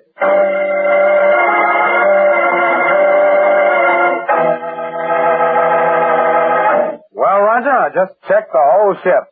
And she's all set to go as soon as the skipper comes round. Yeah, well, I'm not set. Hey, what are you burning your reactors about? How does that dumb Venusian Astro rate getting out of this mission? Don't ask me, Roger. I don't plot the course in this academy. Astro falls behind in his grades. He gets a chance to dope off, while we have to go back to Sector 7 and look for an asteroid that gives off sparks. Happy 4th of July. Who do you think you're kidding, Roger? You're just heating your tubes because you missed the kid, Jody Powers. Me miss him? What do I look like, a nursemaid? That's all I need, a kid around me.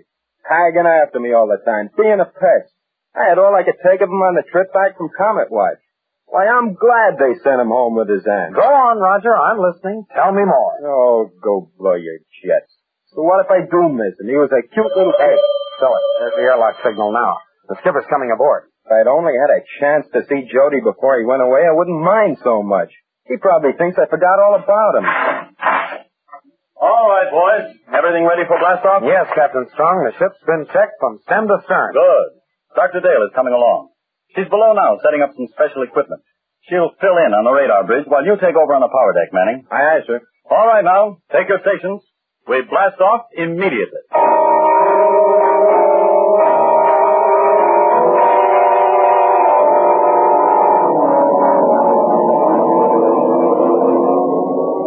Control deck to radar bridge.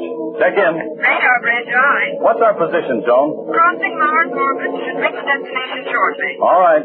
Patch in your scanner down here and join us on the control deck. Right, Steve. Corbett, tell Manning to come up here, too. All right, sir. Control deck to power deck. Power deck, aye. Cut space speed 1/4, Roger, and report up here. It's about time. This chicken coop is driving me space happy. Your friend Manning seems to have a chip on his shoulder. Oh, not really, sir. He misses Jody Powers. What?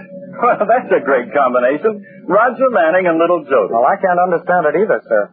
Astro and I made a big fuss over Jody when we had him on Comet Watch, but he ignored us. Roger brushed him off, and the kid followed him around like a little puppy. They became great pals. Radar bridge is secure, Steve. Oh, good. Well, Joan, say, you look a little tired. No, not tired. Just a little nervous. Cap Manning reporting. Stand easy, Manning. I just want to get everything organized. We're nearing our goal. I don't know whether we're going to find that meteor, but we're going to comb every inch of space in this orbit. I'm setting up a continuous heel and toe watch. Everyone will be in for long stretches of duty. Sir, you really think that floating spark plug was the cause of Captain Powers' illness? I'm positive, but we still have to prove it. Now, any questions? No, sir. All right, Dr. Dale and I will take the first watch. You two are relieved for the next 2 hours. Aye, sir. Now, come on, Roger. Let's hit the sack.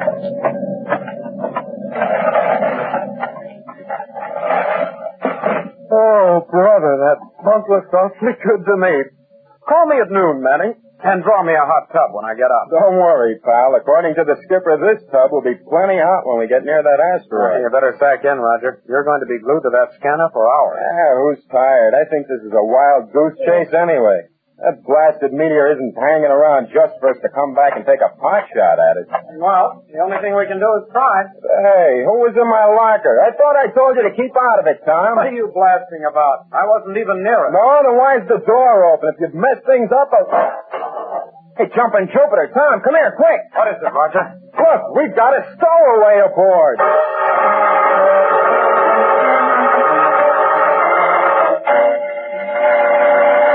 We'll return to the exciting adventures of Tom Corbett, Space Cadet, in just a moment. So stand by. Spaceman, how would you like to have a cutout collection showing pictures of all your favorite Space Cadets? Well, that collection is waiting for you right now down at the grocery store. On the back of every regular-sized package of Kellogg's Pep, you'll find an exciting picture cutout of one of your favorite Space Cadets.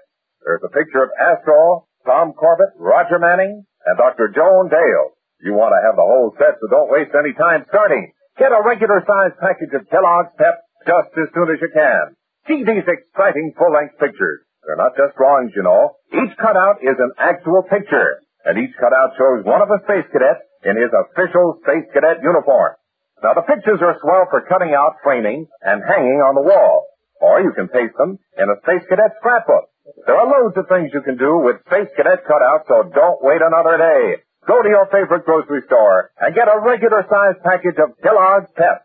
Right on the back of the package, you'll see the Space Cadet cutout. But remember now, to get your picture cutout, just be sure you get the build-up wheat cereal, Kellogg's Pep. P-E-P. Pep.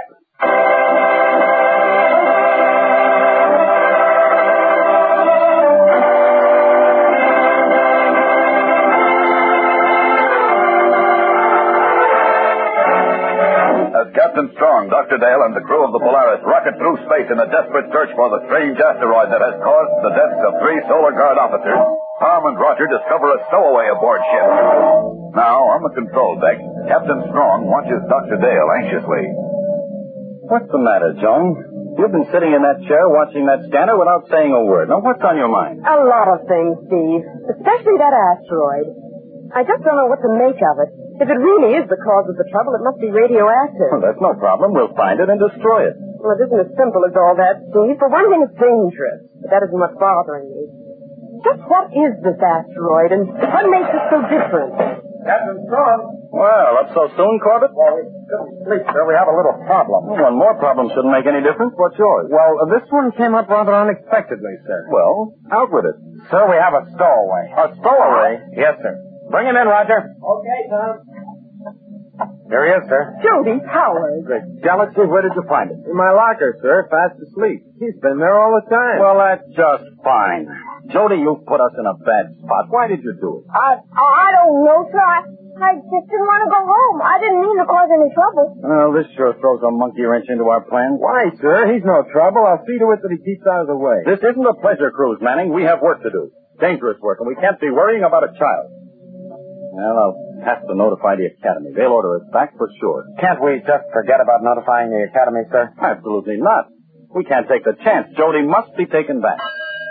See, the space is warning. Switch on the scanner, quick. Pretty good-sized blitz, sir. Corbett, pick this up on the magnetoscope. Aye, sir. There it is, sir. It isn't too clear. Can you get it sharper, Corbett? Raise it to maximum magnipower.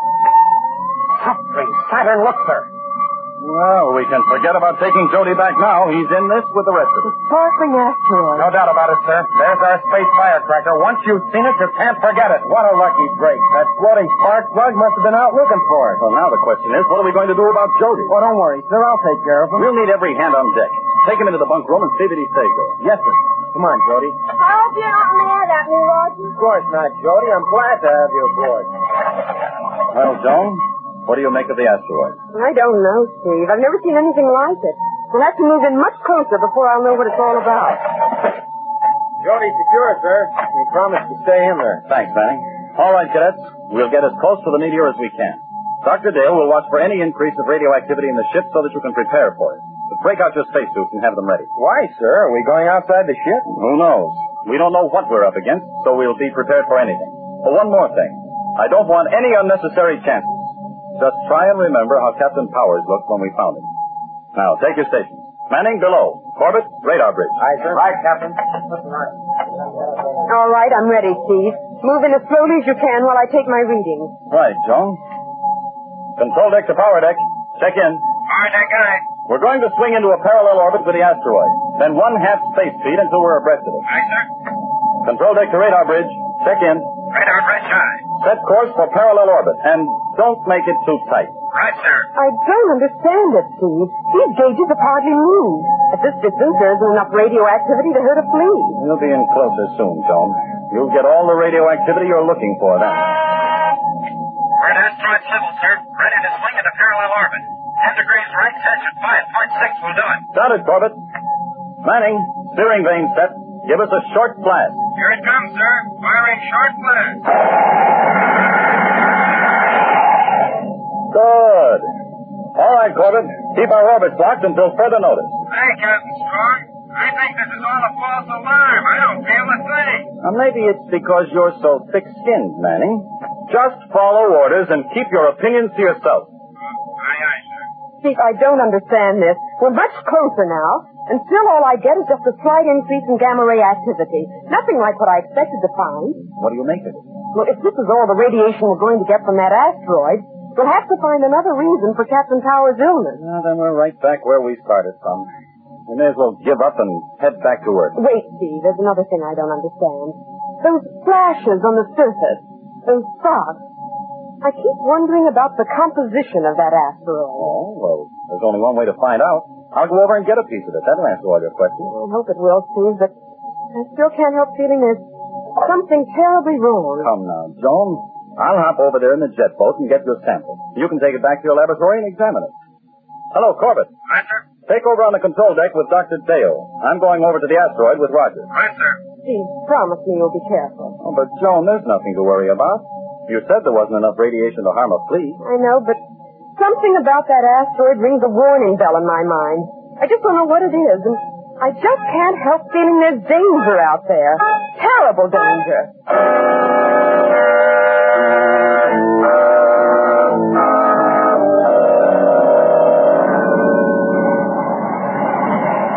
got the jet boat wide open, sir. We ought to reach the asteroid in 5 minutes. And we'll circle it first. Make sure it's safe to land. The thing looks harmless enough. Yes, but I wish I knew what causes that sparkling effect. Take that, will you, Manning? Aye, sir. Manning here. Manning, this is Dr. Neal. Is everything all right? Yes, everything's fine, ma'am. It's a little quiet out here. Not much traffic. Well, keep calling in regularly, please. Let me talk to her, Manning. Hello, Joan. Yes, Dean. I stopped worrying. Everything's under control. Well, there's not a thing to worry about.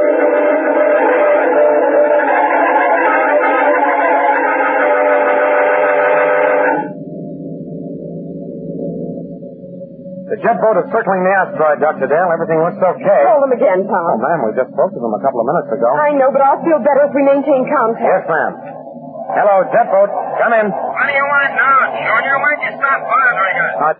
Just checking, Roger. Say, can you clear up your transmission? We're getting a lot of noise. What'd you say? A lot of interference. Keep that channel open, Corbett. Maintain radio contact. Roger. Can you hear me? Roger. Dr. Dale, I've lost them. It's impossible to get through that interference.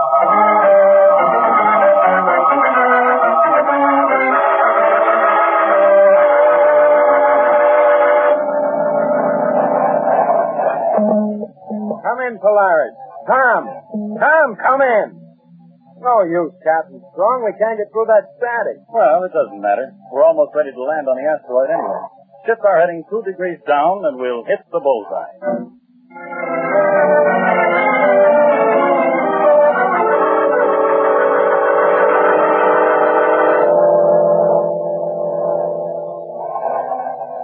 No use, ma'am.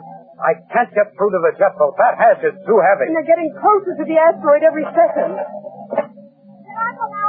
Jody. Oh, you poor child. We forgot all about you. It's awful lonesome in there.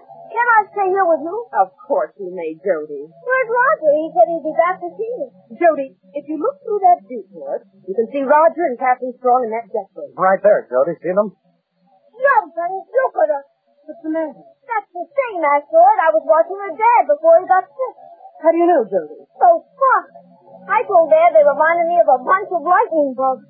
Hey, we never thought of questioning Jody before, and he was an eyewitness all the time. Jody, do you remember anything else?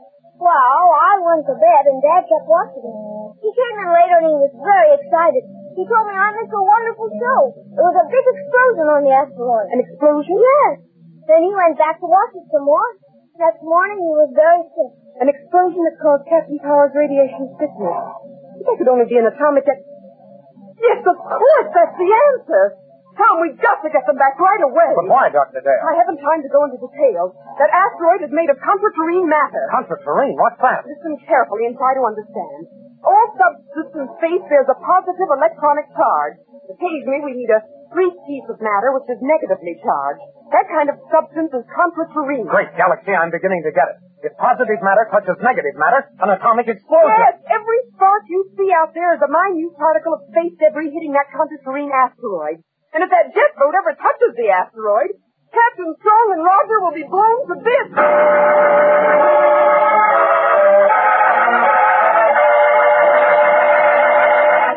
We'll return to the exciting adventures of Tom Corbett, Space Cadet, in just a moment. So stand by. Spacemen, stand by for an important message from Tom Corbett.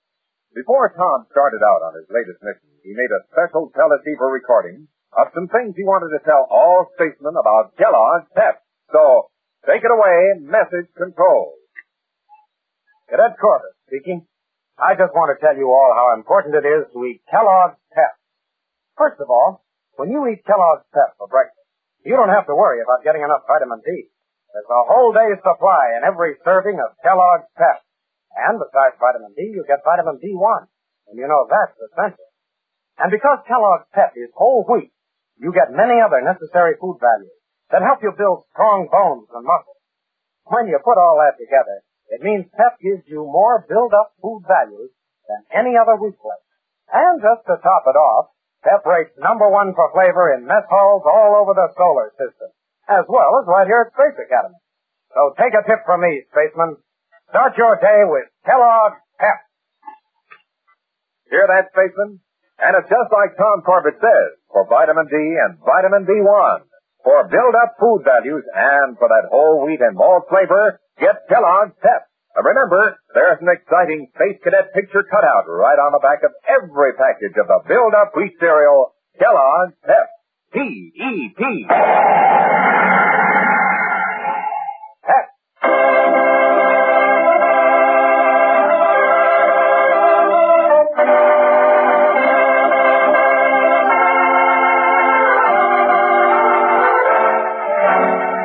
As Captain Strong and Roger Manning near the mysterious sparkling asteroid in a jet boat, Dr. Dale, waiting aboard the Polaris, fearfully watches their approach, realizing that as they rocket toward it, they are hurtling towards their doom. If that jet boat ever touches the asteroid, Captain Strong and Manning will be nothing but radioactive dust. Well, they're almost there, Dr. Dale. Tom, try reaching them again. You've got to contact them.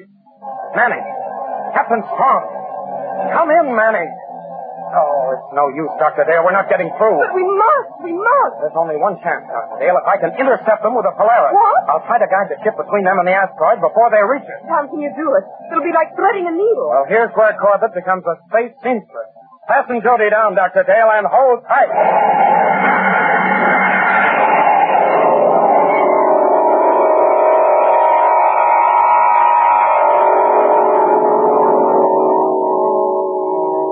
Closing in on the asteroid, sir. We're no more than 5 miles away. At 10,000 feet, cut your relative speed down to 10 foot-seconds. From there, we'll break by eye. Now that I've got a close look, I think we've been cruising in the wrong orbit. That asteroid looks pretty harmless to me. I wouldn't be surprised. Have you been able to raise the Polaris? No, sir. Too much static. Say, wait a minute, Skipper. Doesn't that look as if the Polaris is coming toward us? That's just an illusion, Roger. Movement and distance are very deceptive in space. They have no reason to be moving toward us. Keep going.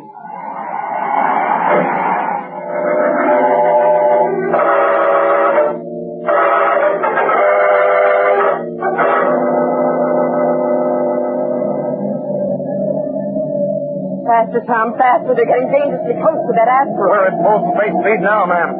Tom, you'll never make it. There isn't room. We'll either hit the jet boat or the asteroid and we'll all be blown up. We can't stop now, Dr. Dale. We've got to go through with it.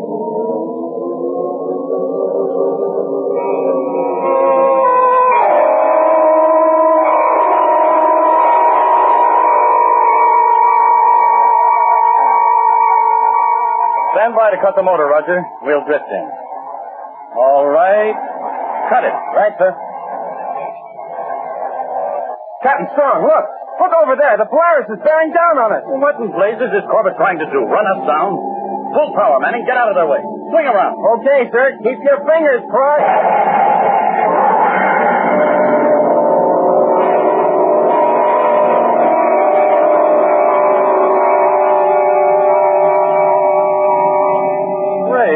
Jupiter.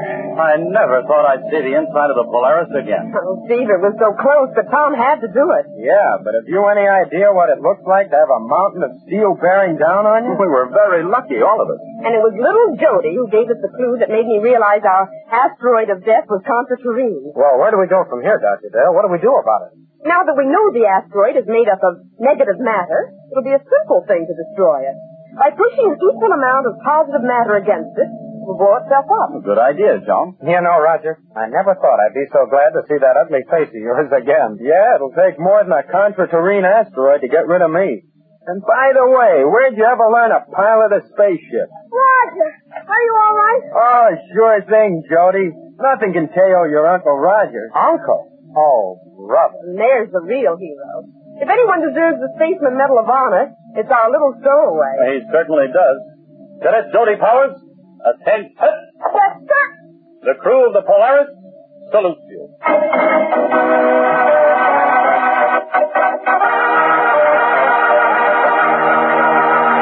Don't miss the next action-packed adventure with Tom Corbett, Space Cadet, on Tuesday, when the crew of the Polaris is given a 10-day leave, and the trip to Venus becomes a holiday of terror. Tune in, same time, same station on Tuesday for the next thrilling interplanetary adventure with Tom Corbett, Space Cadet. Brought to you by Kellogg's Pep, the build-up wheat cereal.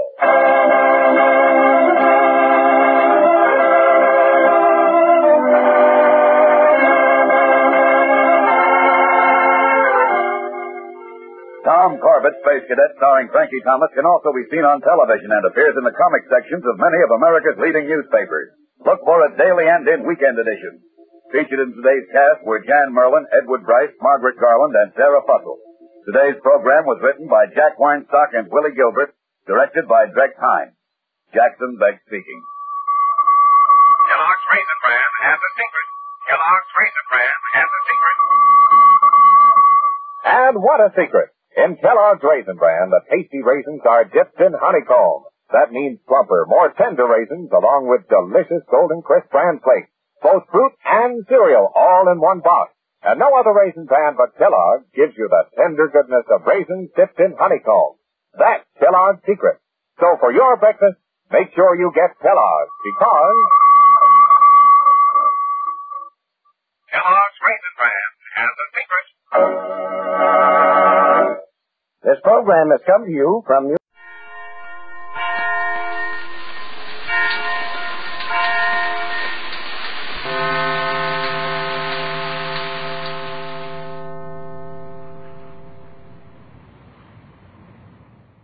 You, finding life rather dull, dreaming again of exotic places, wishing you were somewhere else? We offer you Escape.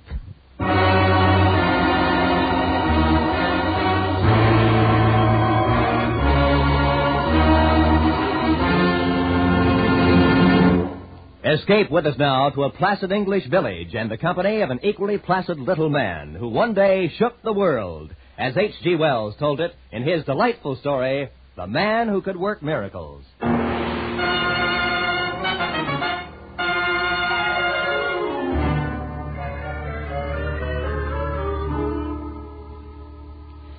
Now, I might say right in the beginning that I ain't the kind of chap who has a naturally argumentative disposition. Oh, no, quite the contrary. I'm a reasonable man who always takes proper thought before he speaks, and one who has a due respect for scientific truth. Why, I ain't never opened my mouth to utter a word that wasn't a pure, undiluted fact. That's what you say. Howsoever, when a man of inferior intellect, such as Toddy Bemis has showed himself to be more than once, when a man like that insists upon airing his ridiculous opinions in a public place such as the Long Dragon Bar, then I've got no choice but to confound him with the superior knowledge which I possesses. So you say. That's right, so I say. And if you can't contribute nothing but the same three words to this discussion, I'll thank you to admit you're defeated and shut your mouth. Well, now, Mr. Fotheringay. Easy, lads, easy does it. Well, I ask you, Constable. I'm only trying to enlighten the man from the bog of ignorance he's a-floundering in, and he keeps coming up with his infernal, so you say. Well, I'm a-wasting me words, that's all. If pounds of half and half flowed across this bar the way words do, then I'd have retired years ago. Speaking of half and half, I'll have another of the same if you don't mind, Miss Bridges. Right you are, Constable. By all rights, Toddy Beamish, I shouldn't be wasting my time on you. But out of the goodness of my heart, I'll do it anyhow. Suit yourself. Now, let's take, for example, that pint of ale that you're holding in your hand. It's pretty nigh empty. Well, now, supposing, for instance, if that ale was to turn into wine. I never cared much for wine. Always liked ale better. Now, if that ale was to turn into wine, then you'd have a miracle. So you say. So anybody says. Or take that master padlock on Miss Bridges' cash box. Now, if anyone could open that without a proper key, that'd be a ruddy miracle. You keep the long bragging out of this. Well, perhaps you ain't even aware of the proper definition of what a miracle is, Mr. Beamish. Well, some is one kind and some is another, in a manner of speaking. If anybody left so much as tuppence on the bar as a tip, that'd be a miracle, all right. Oh, be that as it may. But a miracle ain't of one kind or another, oh no. A true miracle is something contrariwise to the course of nature, done by the power of will. Something what couldn't happen without being specially willed to happen. And miracles ain't possible. Easy, lad, easy, no. Well, I wouldn't go so far as to say they ain't. It's your ignorance that's talking. Now, look, you see that lamp sitting there on the end of the bar, burning as bright as you please? I see it right in there. Well, now, that lamp in the natural course of nature couldn't burn like that if it was turned upside down and hanging in the air. You say it couldn't. Mr. Beamish, do you mean to tell me... All right, maybe it couldn't. And if it did, that would be a miracle. Very well. Now, supposing somebody was to come along, take me, for instance, and he pointed his finger at that lamp like this and said, turn upside down. Now, if it...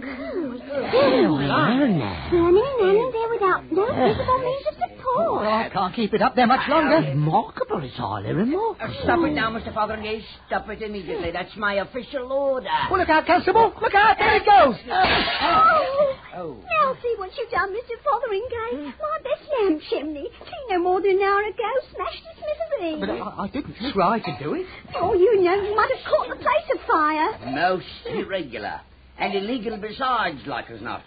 No more of it now. Do you understand? But I tell you, I didn't mean for it. You and your silly conjuring tricks. But all I done was to point my finger at it like that. There, stop it now. Don't you dare. Well, that's all I've done. In that case, Mr. Fotheringay, you defeat your own argument right out of your own mouth. And how is that, might I ask? If it weren't caused by some form of trickery, then what happened to that lamp was a miracle. Now, then, I ain't a holding with no blooming miracles. Hold with him or not, as the case may be, Mr. Fotheringay. But you just stood right there and performed a real, true, honest, genuine miracle.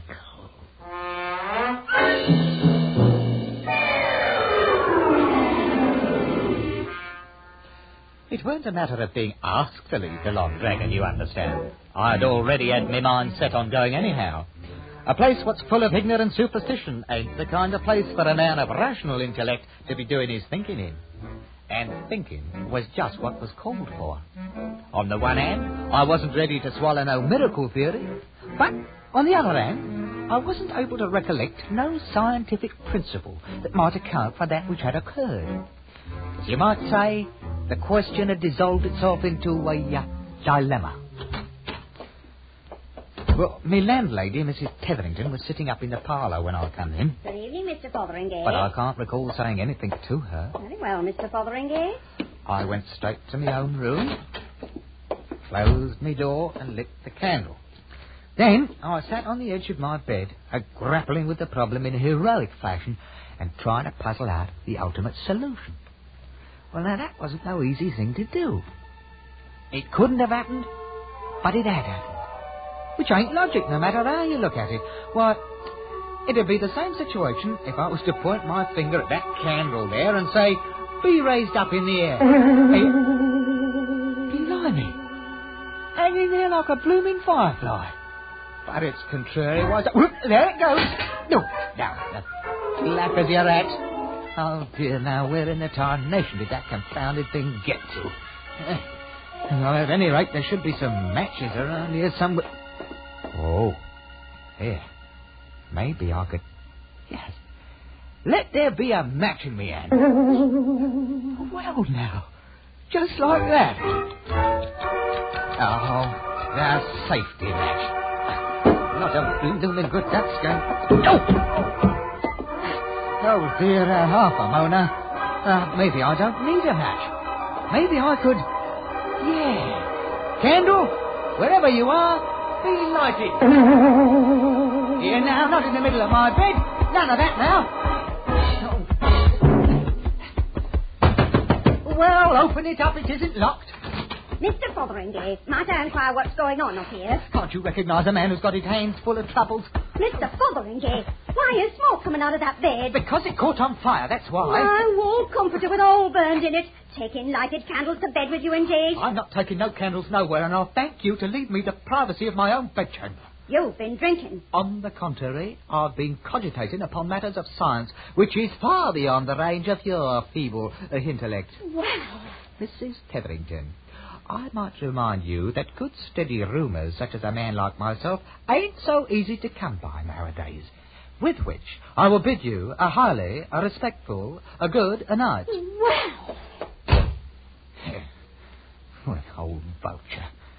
Don't know who she's talking to. Me. A bloke what's only got to point his finger and say, be? And it is. Oh, blimey. If I ain't suddenly got the power to perform miracles. Real, genuine miracles.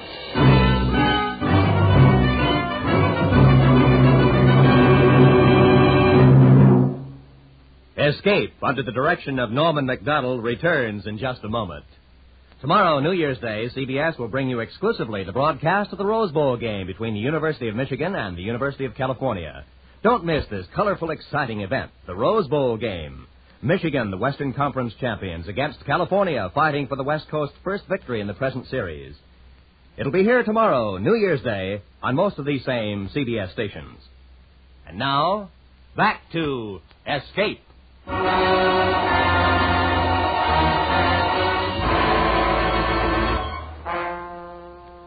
Well, next evening after work, I went walking down the lane that leads around Millsdale's Pond, attempting to put me mental processes into order, as you might say.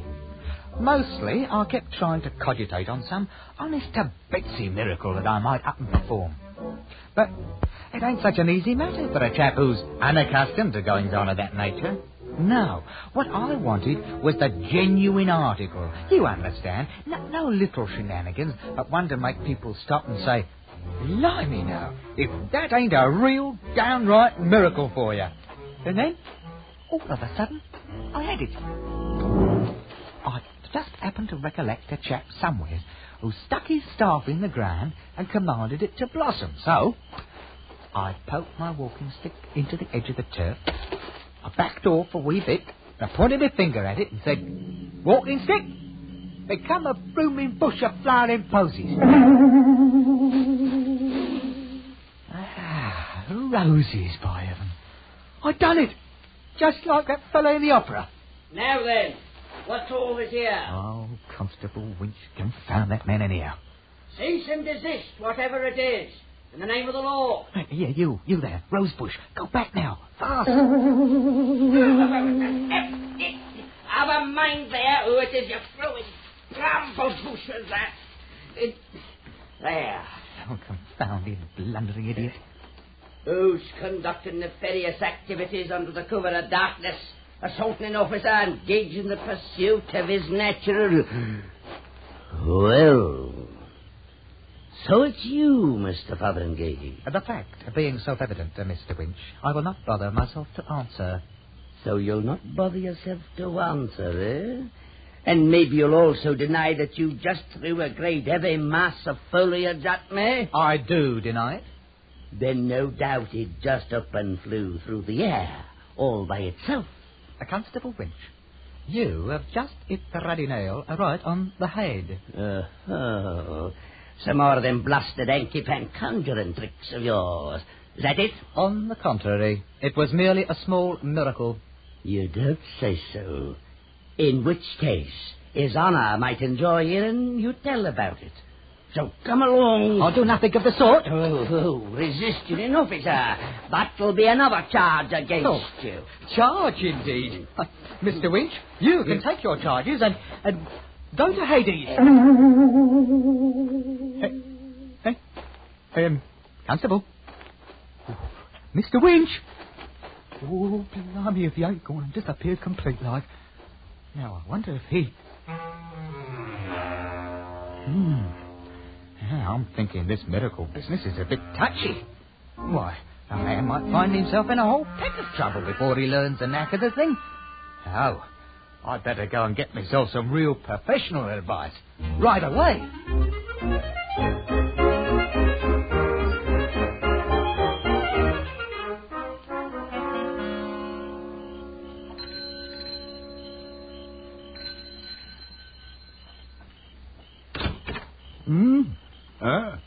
Oh, good evening to you, friend. A very pleasant evening to you. And the same to you as many of them, Mr. Maydig. That is, your reverendship. Oh, no formality, no. None at all. You just call me Mr. Maydig. Oh, well, now, thank you kindly, your Maydigship. Won't you step inside?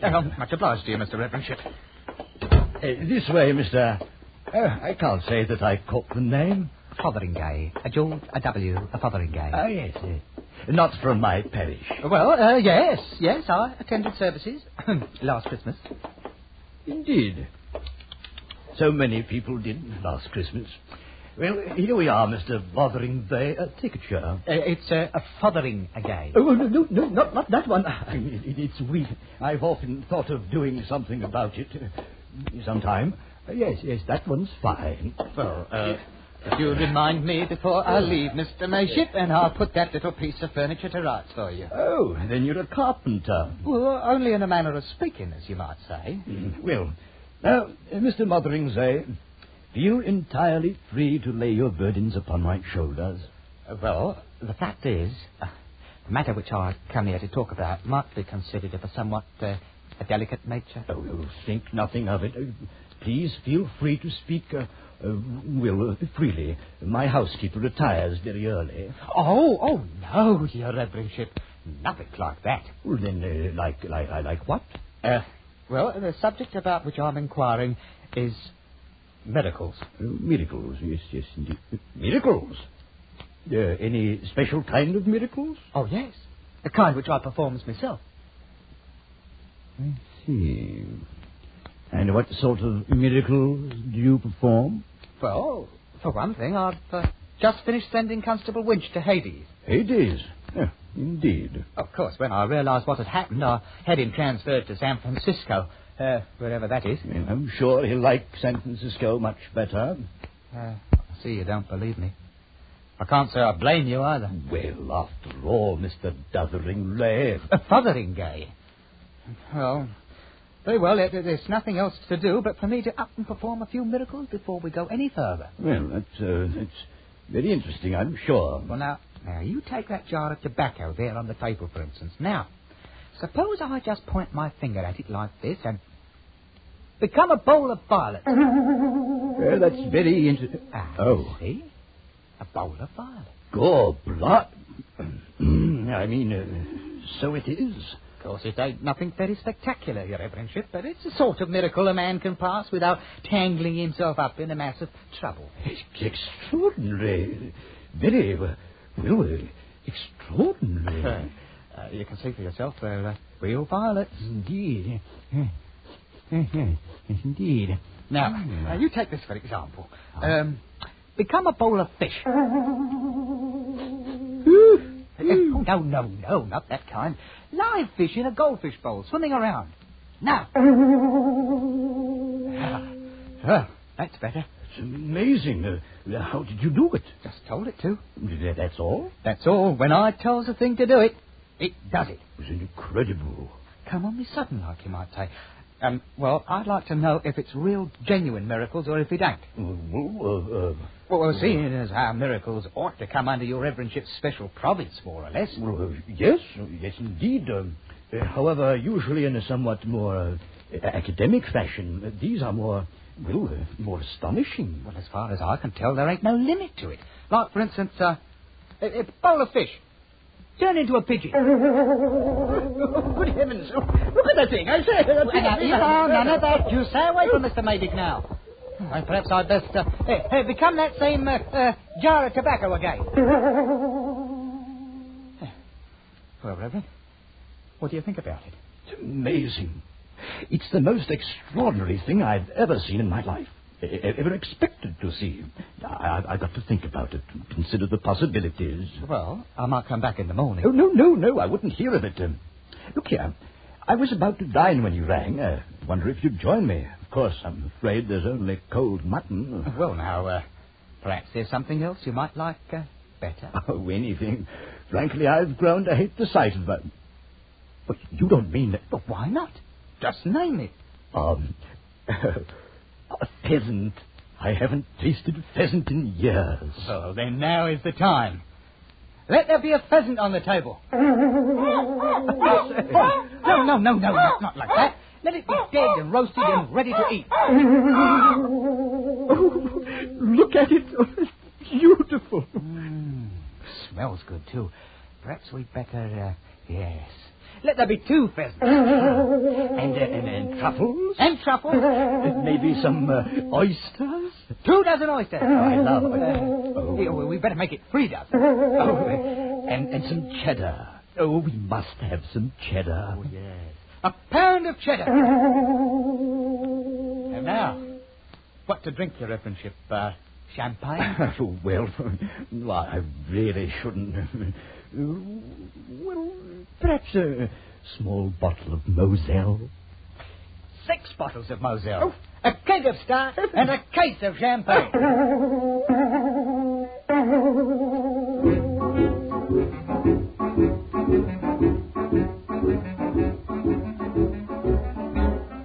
Well, there wasn't no mistake about it. I'd come to the right place for certain. Once Mr. Maydig got over his first astonishment, he turned out full of ideas for brand new miracles. Things I might never have thought of, like as not. Well, we polished off that meal in no time at all. And an hour later, we was out walking in the dark streets of the village, churning out miraculous jobs so fast I fairly wore out my finger a-pointing with it. I couldn't begin to tell you all the things we'd done there in a couple of hours, but, well, we installed a new railway line, we drained Flinders Swamp and turned it into a meadow, we cured the vicar's warts, paved all the roads, eliminated taxation, reformed the Lord Mayor, and made all the girls in the village beautiful. Oh, these weren't any of your halfpenny miracles. All of these were big. And we went right on turning them out, one every 2 minutes, just as regular as clockwork. Well, by midnight we passed clean through the village, and we were walking along the lane by Millsdale's Pond, fairly tired out by all of that thinking and pointing and performing of miracles. Mr. Fotheringay, I've just thought of another one. Oh, indeed. And what might it be? The village clock. Listen to it now. Oh, it's terrible. Oh, that's true enough. It hasn't got a very melodious sound to it. Then let's give them a good clock. A great, rich, booming one, shall we? All right, Mr. Maydig.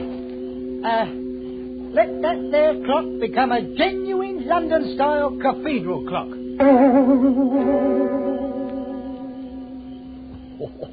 Oh, that's much better. Much better. Oh, the people of this village are going to have a big surprise when they wake up in the morning. After all we've done for them tonight. Well, I might say there's 1 or 2 things that we've done that I ain't so sure about, like turning every drop of alcoholic beverage into plain water, for instance. Oh, there's nothing to worry about, Mr. Fotheringay. You can always turn out a miraculous pint or 2 for your own purposes, and it will reform all the drunkards in the village. Well, perhaps so. At any rate, we might as well wait and see what comes of it. Well, what do we perform next? Well, I really don't know. I can't think of another single miracle that we haven't already. Half a moment, Mr. Maydig. Yes? I just thought of one of the own I'd better take care of. Oh? Yeah. Let Constable Winch be right back in San Francisco again. See, he might be catching a boat or a train or something, you understand. I mean, I thought the best idea is just to keep sending him back there every once in a while. Oh, I doubt that you have anything to worry about. San Francisco is some distance away, you know. I keep trying to think of one more miracle. A big one. Something worthy of ending the night with, but Oh. Well, now. Huh? I say. There is one, you know. Oh, such as? You see that moon, Mr. Fotheringay? Oh, naturally. Nigh on to full by the looks of it. Remember Joshua? Joshua? Joshua? Oh, now, come off it now. It would be a wondrous thing to see. Well, now, that's a pretty tall order, making the moon stand still. Well, actually, it only appears to stand still. What really happens is that the Earth stops rotating. Well, I think we'd better not go monkeying around with the universe. Well, you probably don't have the power to do it anyway. It's really a superior class of miracle, you know. Oh, I've got the power, all right, but I'm not so sure it's a good idea. I could do it if I wanted to. Oh, yes. Yes, of course you could. Well, perhaps we'd better get along home. Well, I don't know now. I might just leave it stop for a little while. If you could stop it at all. Oh, well, now, if that's the way you feel, you just take a look at this. Eh? The whole blinking world, stop rotating. Yeah, now, what's all this? I didn't order no wind. Fotheringay, what have you done? I don't rightly know. Look out, things are starting to blow loose. Oh, you confounded, blundering idiot. Duck your head. Here comes the Lord Mayor's sheep. Duck yourself. Here comes the Lord Mayor. Oh, you better lie down in the ditch before we get blown away. Oh, it's getting worse all the time. I can't seem to pull my wits together. Fotheringay. Oh, I got it. When the Earth stopped rotating, everything on the surface kept right on moving. 500, 600 miles an hour. Houses, cows, the wind, everything. It's a scientific principle. And a lot of good that does. Stop it, man. Do something. Mr. Maydig! Oh, Mr. Maydig! Oh, blimey, if he ain't blown clean away. Gone. Oh, now I've got myself a fine kettle of fish for certain. If only there weren't so much confusion, perhaps I could... Oh, that's it. It's the only answer. All right, now. Let nothing happen until I say the word go. And when I do, let everything go back exactly like it was just before I turned that blooming lamp upside down to the Long Dragon bar. And at the same time, let me lose this here miraculous power complete like. Just forget all about it. You got it now? Everything just as it were. No more miracles. Just let me forget the whole thing. All right, then. You ready? Go!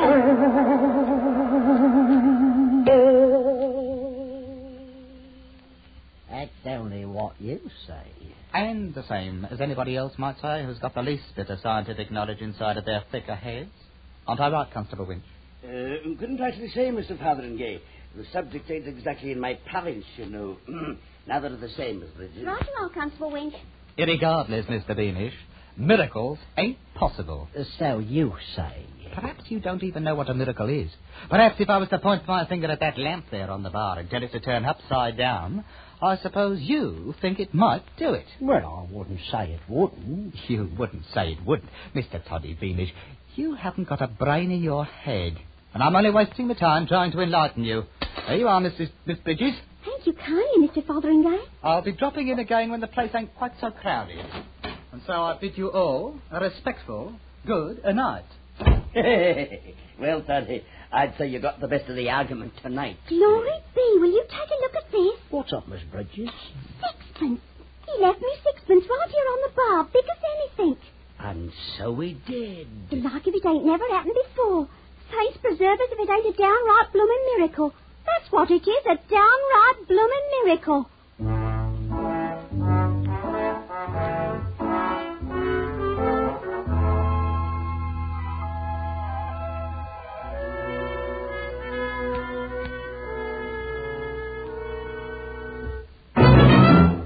Under the direction of Norman Macdonald, Escape has brought you The Man Who Could Work Miracles by H.G. Wells, especially adapted for Escape by Les Crutchfield. Ben Wright was starred as George Fotheringay. Featured in the cast were John Daner, Lou Krugman, Eileen Erskine, and Wilms Herbert. The special music for Escape was composed and adapted by Del Castillo.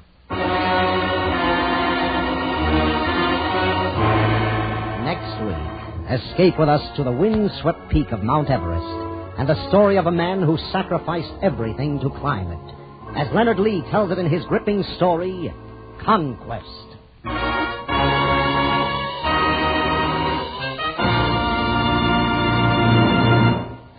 This afternoon, CBS presents a 1-hour-long program for all who are wondering where the world is heading. It's called Challenge of the 50s, Years of Crises, and it will feature Edward R. Murrow and 10 outstanding CBS correspondents. It follows immediately on most of these same CBS stations. This is Roy Rowan speaking.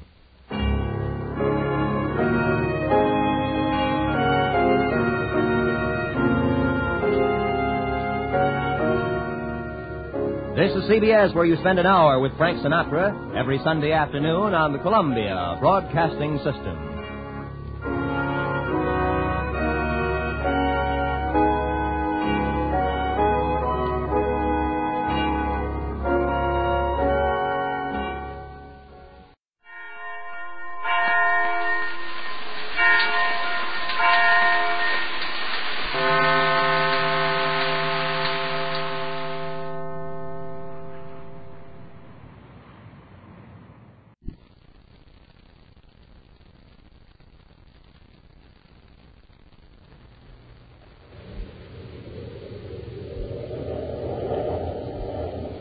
Wheat Chex, Rice Chex, and Good Hot Ralston present Space Patrol! High adventure in the wild, vast reaches of space. Missions of daring in the name of interplanetary justice. Travel into the future with Buzz Corey, Commander-in-Chief of the Space Patrol! In today's transcribed adventure, Buzz and Happy have made another visit to the mysterious Planet X. They have just landed in a robot ship, hoping to thwart an attempt to obtain Space Patrol's secrets. As two men in work clothes approach the ship, Buzz and Happy wait, with ray guns drawn. Keep behind the bulkhead until we find out whether they're friendly or not. Yes, sir. Quiet now. They're at the outer hatch. Don't move, Happy. Use your gas gun, Malengo. Commander, I can't see. I fell right into my trap for me. This is your last trip to Planet X. We'll return in just a moment with today's exciting Space Patrol adventure, The Trap on Planet X. Hi, Space Patrollers. This is Captain Dick Tufeld speaking. Say, how's your space talk these days? Are you talking like a real space patroller? Well, here's some space talk that'll make your friends sit right up and listen. Fire rockets. Now, fire rockets means to turn on the motor or get ready to go, as in, come on, gang, fire rockets. It's time to go. And here's another way of saying something in space talk. Blast off. Blast off means to take off or leave. You blast off for a game of ball. Blast off to meet a pal. Now, here's space talk you hear space patrollers use every morning. Get supercharged. Now, to get supercharged means to get some zip and wham so you can be a winner. And, gang, here's how you do it. Just have yourself a power breakfast with the super cereals, Rice Chex, or Wheat Chex. Best tasting cereals from here to the moon. So, Space Patrollers, get supercharged. Fire rockets, blast off, and I mean to your grocers for Rice Chex and Wheat Chex. And remember, inside every package, you get a mysterious magic space picture.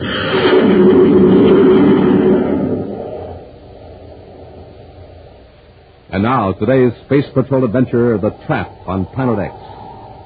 Commander Corey is facing the greatest problem of his career. His archenemy, Prince Baccarati, has established an empire on Planet X, a strange world, far beyond the solar system, where no planets were thought to exist. Fortified by almost impregnable detection and defense systems built by the evil scientific genius Dr. Malengro, Baccarati planned to launch an attack against the United Planets. Buzz and Happy dealt the Prince a temporary setback, but the actual fate of Baccarati and Malengro still is in doubt. Buzz realizes the criminal leaders from the self-styled Prince assembled on Planet X may continue Baccarati's plans for enslavement and conquest. Now, in his central office on Terra, Buzz reviews his strategy with Cadet Happy. At this stage of the game, Happy, Baccarati's forces hold the trump cards. The Space Patrol couldn't get within 1 million DUs of Planet X without being discovered. Well, with Baccarati himself out of the way, sir, maybe his men will give up this idea of conquering the United Planets. Trouble is, we don't know for certain whether Baccarati is out of the way. All we know is that he turned his plaster gun on Malengro and himself and plunged down into the river at the base of his castle. I don't see how they could help being drowned, even if the fall didn't hurt them. We don't know what effect that plaster gun has. It coats its victim with a shell of plastic. We saw that. But it makes the victim temporarily helpless. At the same time, it might protect him. Yeah, that's right. Well, still, I'd hate to be in that fix. Floating down a river on Planet X, unable to swim. And remember those monsters we saw in the jungle. Well, there's no telling what's in that river. Even leaving Baccarati out of it, a full-scale attack on Planet X wouldn't be a wise solution.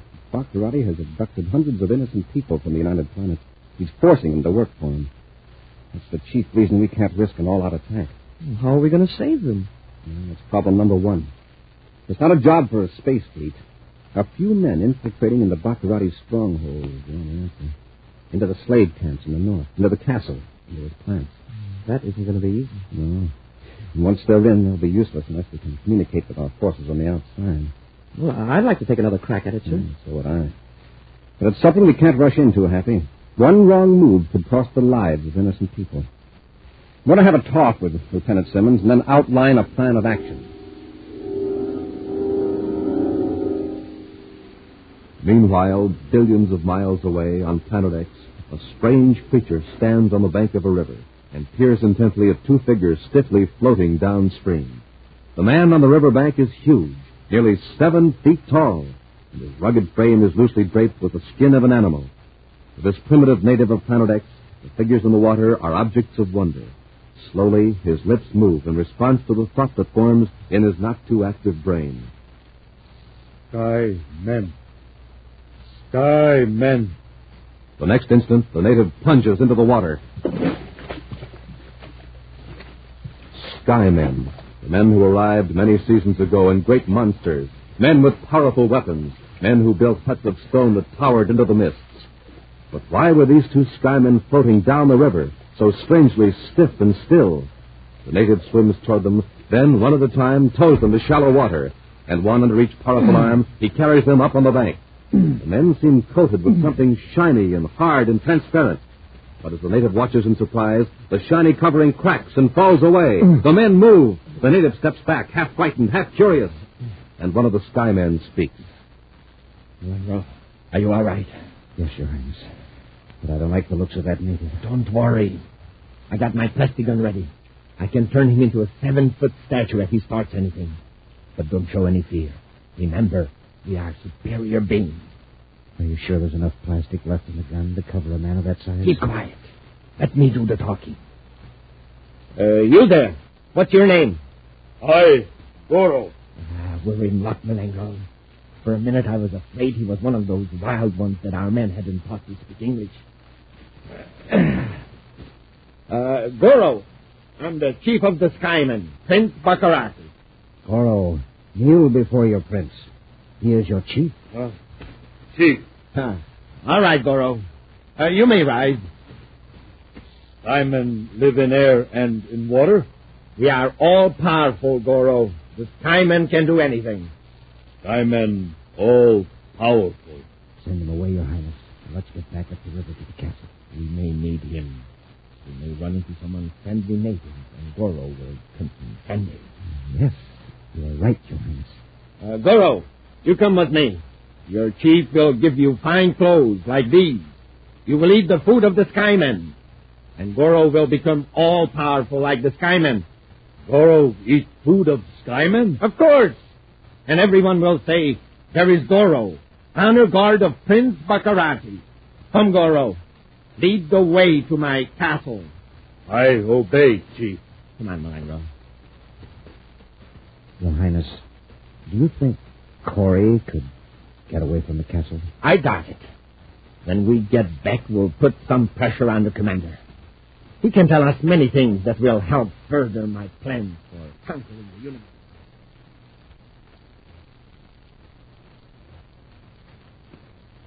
The fools! The stupid fools! What's the trouble, Your Highness? Those guards, they let Corey and the cadet get away. What? Yes! They got back through the jungle to their ship and blasted off. That means he'll be back with a fleet of ships. Corey's too smart to try this. He knows we could destroy every ship he sends against us.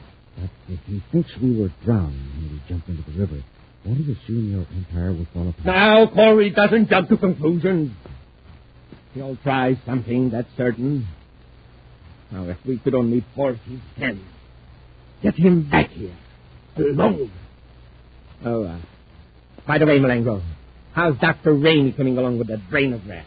I'll check right after we get back to the castle, Your Highness. He hasn't quite finished it yet. Well, can't you hurry him up? He's resisting our persuasive methods. He keeps falling unconscious from pain. Stubborn fool. Once we get that brainograph working, we can take all these captured scientists and technicians and find out exactly what the Space Patrol has to use against us. Every fact these men know will be revealed by the brain. We can break Dr. Rainey down, but it will take a little more time. How I'd like to use that brainograph on Corey. Then we know every weapon, every plan the United Planets could bring against us. Yes, Your Highness. But Corey isn't here. He's probably back on Terra. Well, we'll bring him here. I've got just the plan. I'll need a special robot ship and your help, Malengo. Back at Space Patrol headquarters on Terra, the Spaceophone monitoring section has picked up a strange message, repeated over and over. Within a few moments, the message is typed into Commander Corey's office as Buzz and Happy listen intently. I warn you, the plan will be dangerous, but it is the only way to penetrate Prince Baccarati's defenses.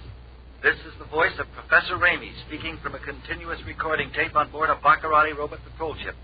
The message will be repeated in just a moment. Smoking rockets, Baccarati captured Professor Ramey, too. Outstanding brainograph expert.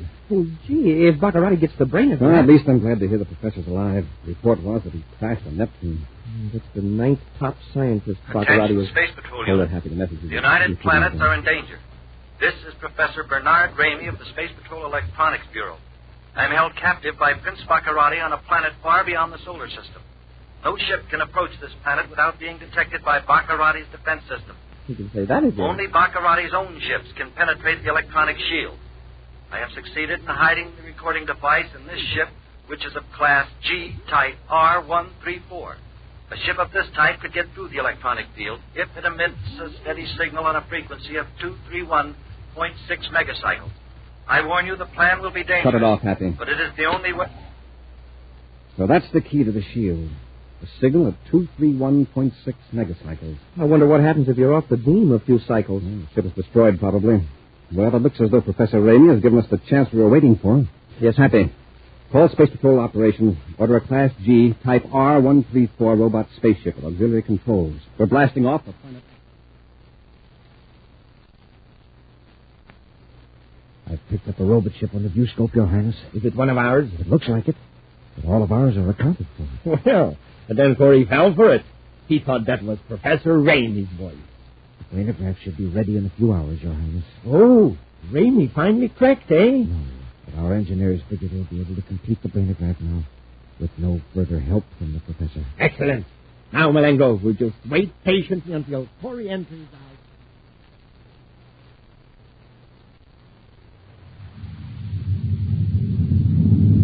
Well, I guess we've fooled Baccarati so far, Commander. At least he hasn't hurled any meteors at our robot. Well, we're safe from meteors now, Happy. We're too close to the planet. There's Baccarati's castle in the viewscope, Commander. All right, Happy. Put on the special frequency. Yes, sir. Make sure it's exactly 231.6 megacycles. Oh, I have it tuned in exactly, sir. That's it, sir. In a few seconds, we'll know whether it gets us through the electronic shield.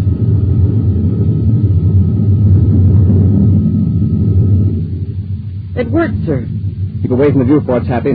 We're coming in for a landing.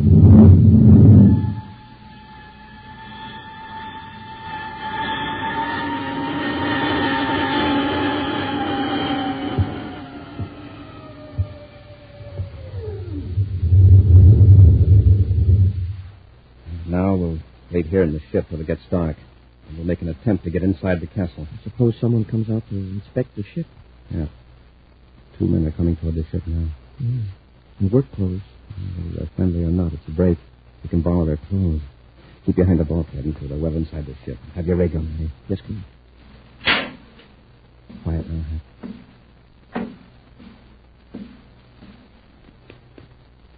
Use your gas gun, Malengo, quickly. It's Baccarati. Let him have it, Hank. I can't see, can't either. Grab the cadet, Malengo. That's not him, Your Highness. I'll take that ray gun, Corey.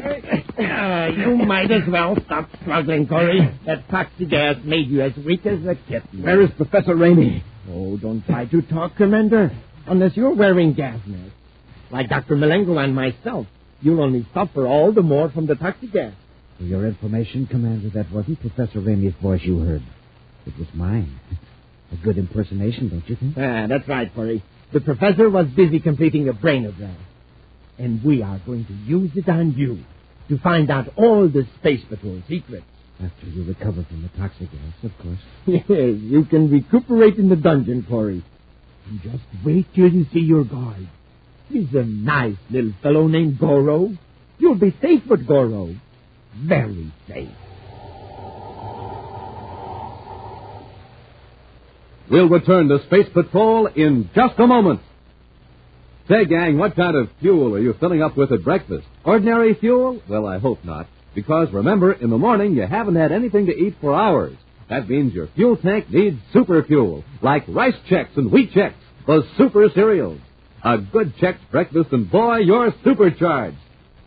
You feel like a million, rugged as Buzz Corey himself. Your motor kicks over, your rockets start roaring, your atomolites start blinking, and man, that's it. You take off, and I mean you take off like nobody's business. And say, gang, with Chex, you've got a couple of cereals that taste terrific, and both have that modern bite-sized design for eating that's easy and fun. That's Chex for you. Easy eating, good eating. So remember, gang, when you pull up to your breakfast table, it's just like pulling up to a filling station. You're there for fuel, super fuel. So tomorrow morning, say to your mom, fill her up, Mom, check. Yes, get 'em today, gang. Checks, rice or wheat. And remember, inside of every package, you get a mysterious magic space picture.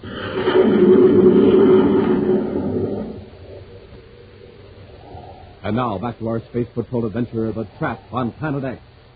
Simulating the voice of the captured scientist, Prince Baccarati's henchman, Dr. Malengro, has tricked Commander Corey and Cadet Happy into returning to Planet X.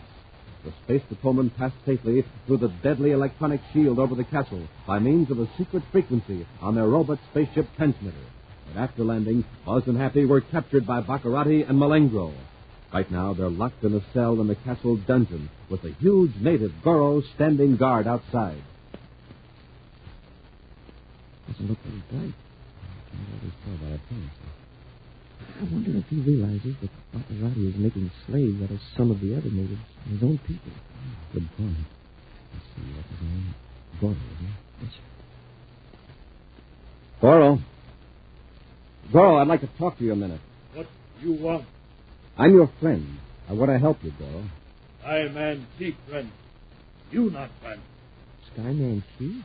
Baccarati. Goro, listen. This fellow you call Skyman Chief is Prince Baccarati. He's making slaves of your people. He makes them work underground in the mines. You understand? Skyman Chief give Goro food. Chief friend, you bad. Goro no. Goro, if you'll help us out of here, we'll see that you get better food than Baccarati ever gave you. Skyman Chief all powerful. You not powerful. How can you give food? That's not a point. There's no food, Happy. You just can't think any farther ahead than the next meal.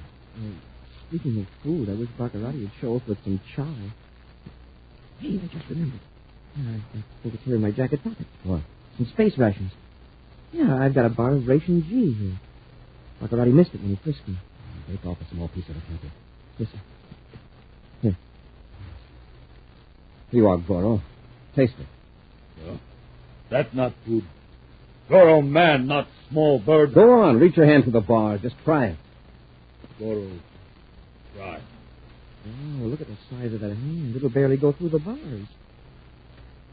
Good. Good. Like it, Goro? Goro want more. Commander, look out. He's trying to grab you. More food. More food. Hold on, Goro. Take it easy. Open the door and let us out. You can have the whole bar. More food. You understand? Open the door. More. Goro, wait a minute. Be quiet. He really goes for it, but he's so excited he's nearly out of his mind. Doesn't know how to open the door, Happy. Not with the regular controls, anyway. Put the ration bar on the floor near the back of the cell, but where Goro can see it. Now come over here by the door. More. Goro, hold it. Listen to me. More food. Now, there's your food back there. We want you to have it. Just open the door. Pull on the bars. Bend the bars. Put your hands on them and pull. Harder, Goro. That's it. Oh, he's bending them. You're getting it, Goro. There goes the door. And here comes Goro. Come on, Hap, let's go. Goro like he's better than Skyman Chief. Oh, Skyman Goro.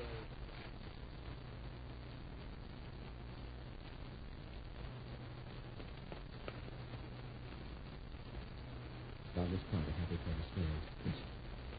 I only find Baccarati before a guard finds her. How many more flights is it to the tower, sir? Take a look at that door there, quickly.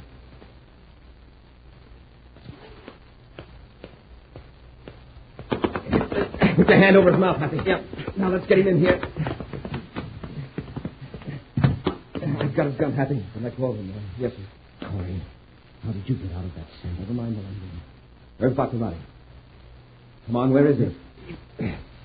He's up in the tower. Alone? Tell me the truth, Malengro. He's with some engineers. How about Professor Raymond? Where's he got him? Down at the end of the hall, locked in another room. All right, get to him. Lead the way and don't try anything.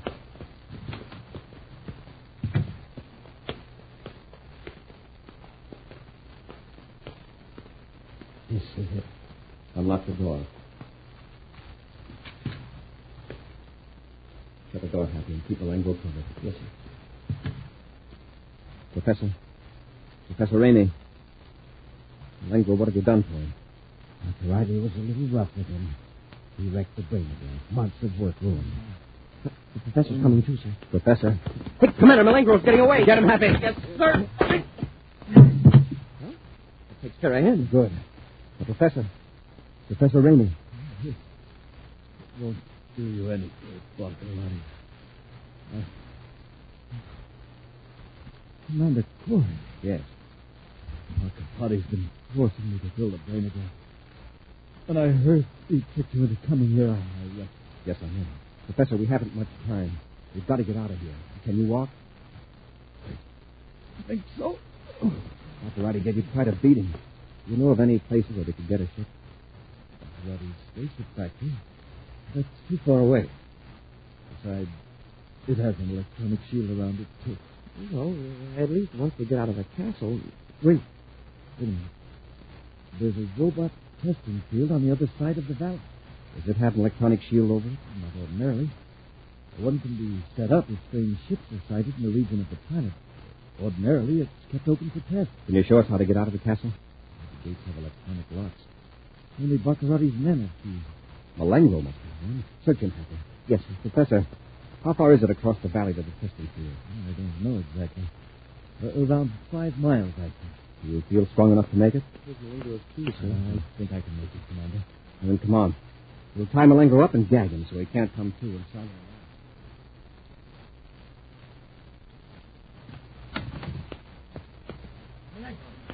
What happened to you? Where's the professor? Don't hold still till I get the deck out of your mouth and untie you. Corey did it. He caught me in the hall. Corey! How do you think you're out of the dungeon? Never mind, where's Professor Ramey? I don't know. The cadet knocked me out. When I came to, I was tied up. He escaped, Jordan. I can see that. We'll have the castle searched from bow to the dungeon. We'll send guards outside the castle. You and I will lead the search from the air. Come on, man.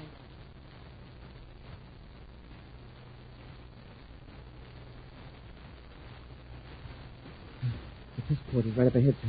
You can see a ship through the trees. Now, hold it, Happy. Don't let everyone see you. We're almost there, Professor. Got to stop a moment. That's all right. Take your breath. We may have to make a rush for a ship.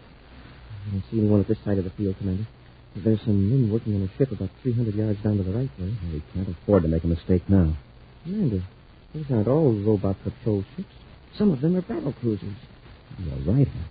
These are what Baccarotti is turning out at his factory several hundred miles from here. They must have been brought here for a test. Oh, they're as big as our space between the battle cruisers. From their looks, they could make a good account of themselves. They've all got the black falcon painted on them. Baccarotti's insignia. So they're here for a test, huh? All right, let's test one. Ready, Professor Ramey? Yes, Commander. Let's make a rush for the nearest one. Come on.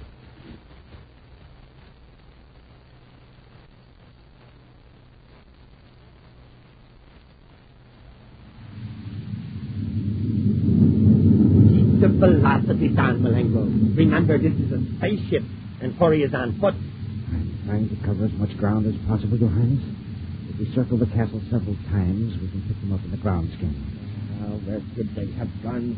They're not in the castle. No one saw them go through the gate. Look, over there at the test. I see it. It's one of my new battle cruisers taking off. Why, Your Highness? They just arrived today from your plant to the north. Weren't your orders to leave test facility to be grounded until you inspect them tomorrow? Huh? Yeah, that's right. Well, wait till we locate Corey. Then I'll find out who that upstart pilot is. Ah, look at my ship, Malengro. 2 complete squadrons lined up. They are quite beautiful, Your Highness. Yes. After months of planning, they're almost ready. Ready to make a surprise attack on the space patrol. When the test is successful tomorrow, I'll give the command to wipe out Jupiter. Look at that ship circling back over the field.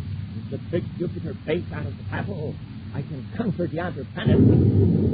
What's happening over there? An explosion at the test port. One of your ships blew up on the ground. My ship! Malengo, what's happening? That pilot, that crazy pilot, he's praising my ship for the space cannon. Hurry! Malengo is Corey in that ship. Get him! After him! That's the command! Your Highness, the scouts, they're unarmed. My fleet! Look at my fleet destroyed! Call the tower! Bring the electronic shield! Call the tower! And the necklace! This for the gas!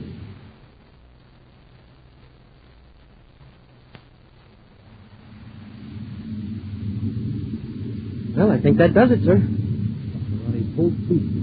Everything in the test field, at any rate. That's what the infrared viewscope shows. Take Baccarati months to build another. Happy, keep at low altitude till we get to the opposite side of Planet X, then blast off into space. And that way we can dodge any of Baccarati's defense rays. Yes, sir. You've given Prince Baccarati a severe setback, Commander. Yeah, and with one of his own ships. A setback isn't enough, gentlemen. As long as Planet X is a menace to freedom-loving people anywhere in the universe, then Prince Baccarati can count on meeting me again. A preview of next week's exciting Space Patrol adventure follows in just a moment. Gang, this is Captain Dick Tufeld in an aqua jet boat race on Mars. My favorite's the Shooting Star. But hey, it doesn't have a chance. The driver is filling up the tank with ordinary fuel.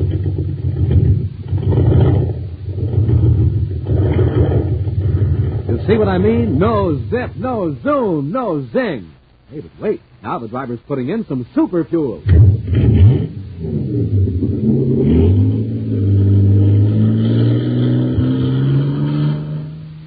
Wow, look at the Shooting Star go. It's bound to be a winner now because she's supercharged. Supercharged with super fuel. Now, you want to be a winner too, don't you, gang? Then remember, ordinary fuel, ordinary start. Super fuel, super start. So don't wait. Get supercharged. And I mean get supercharged the way Buzz Corey does. Eat a power breakfast with Rice Chex. Flavor, man, and bite size. Crisp, triple toasted shredded rice biscuits. That's Rice Chex. And inside every package, you get a mysterious magic space picture.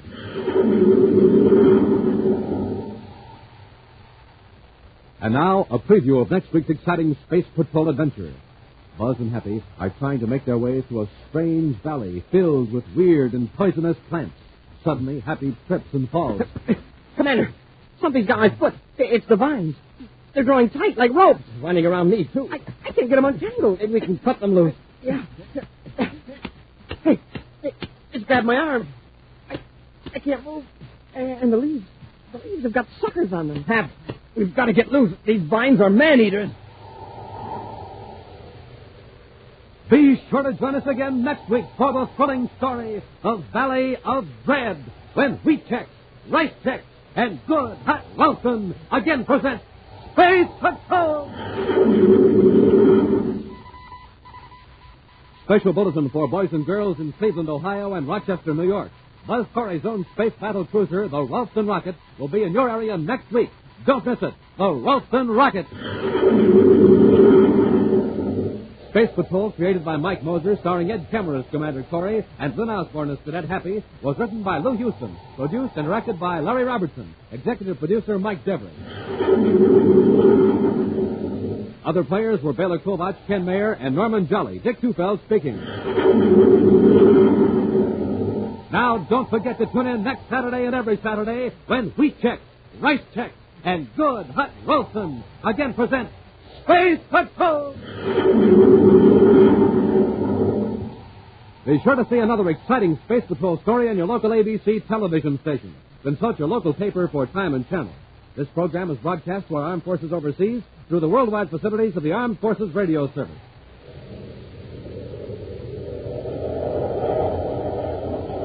Space Patrol came to you transcribed from Hollywood. This is ABC Radio Network.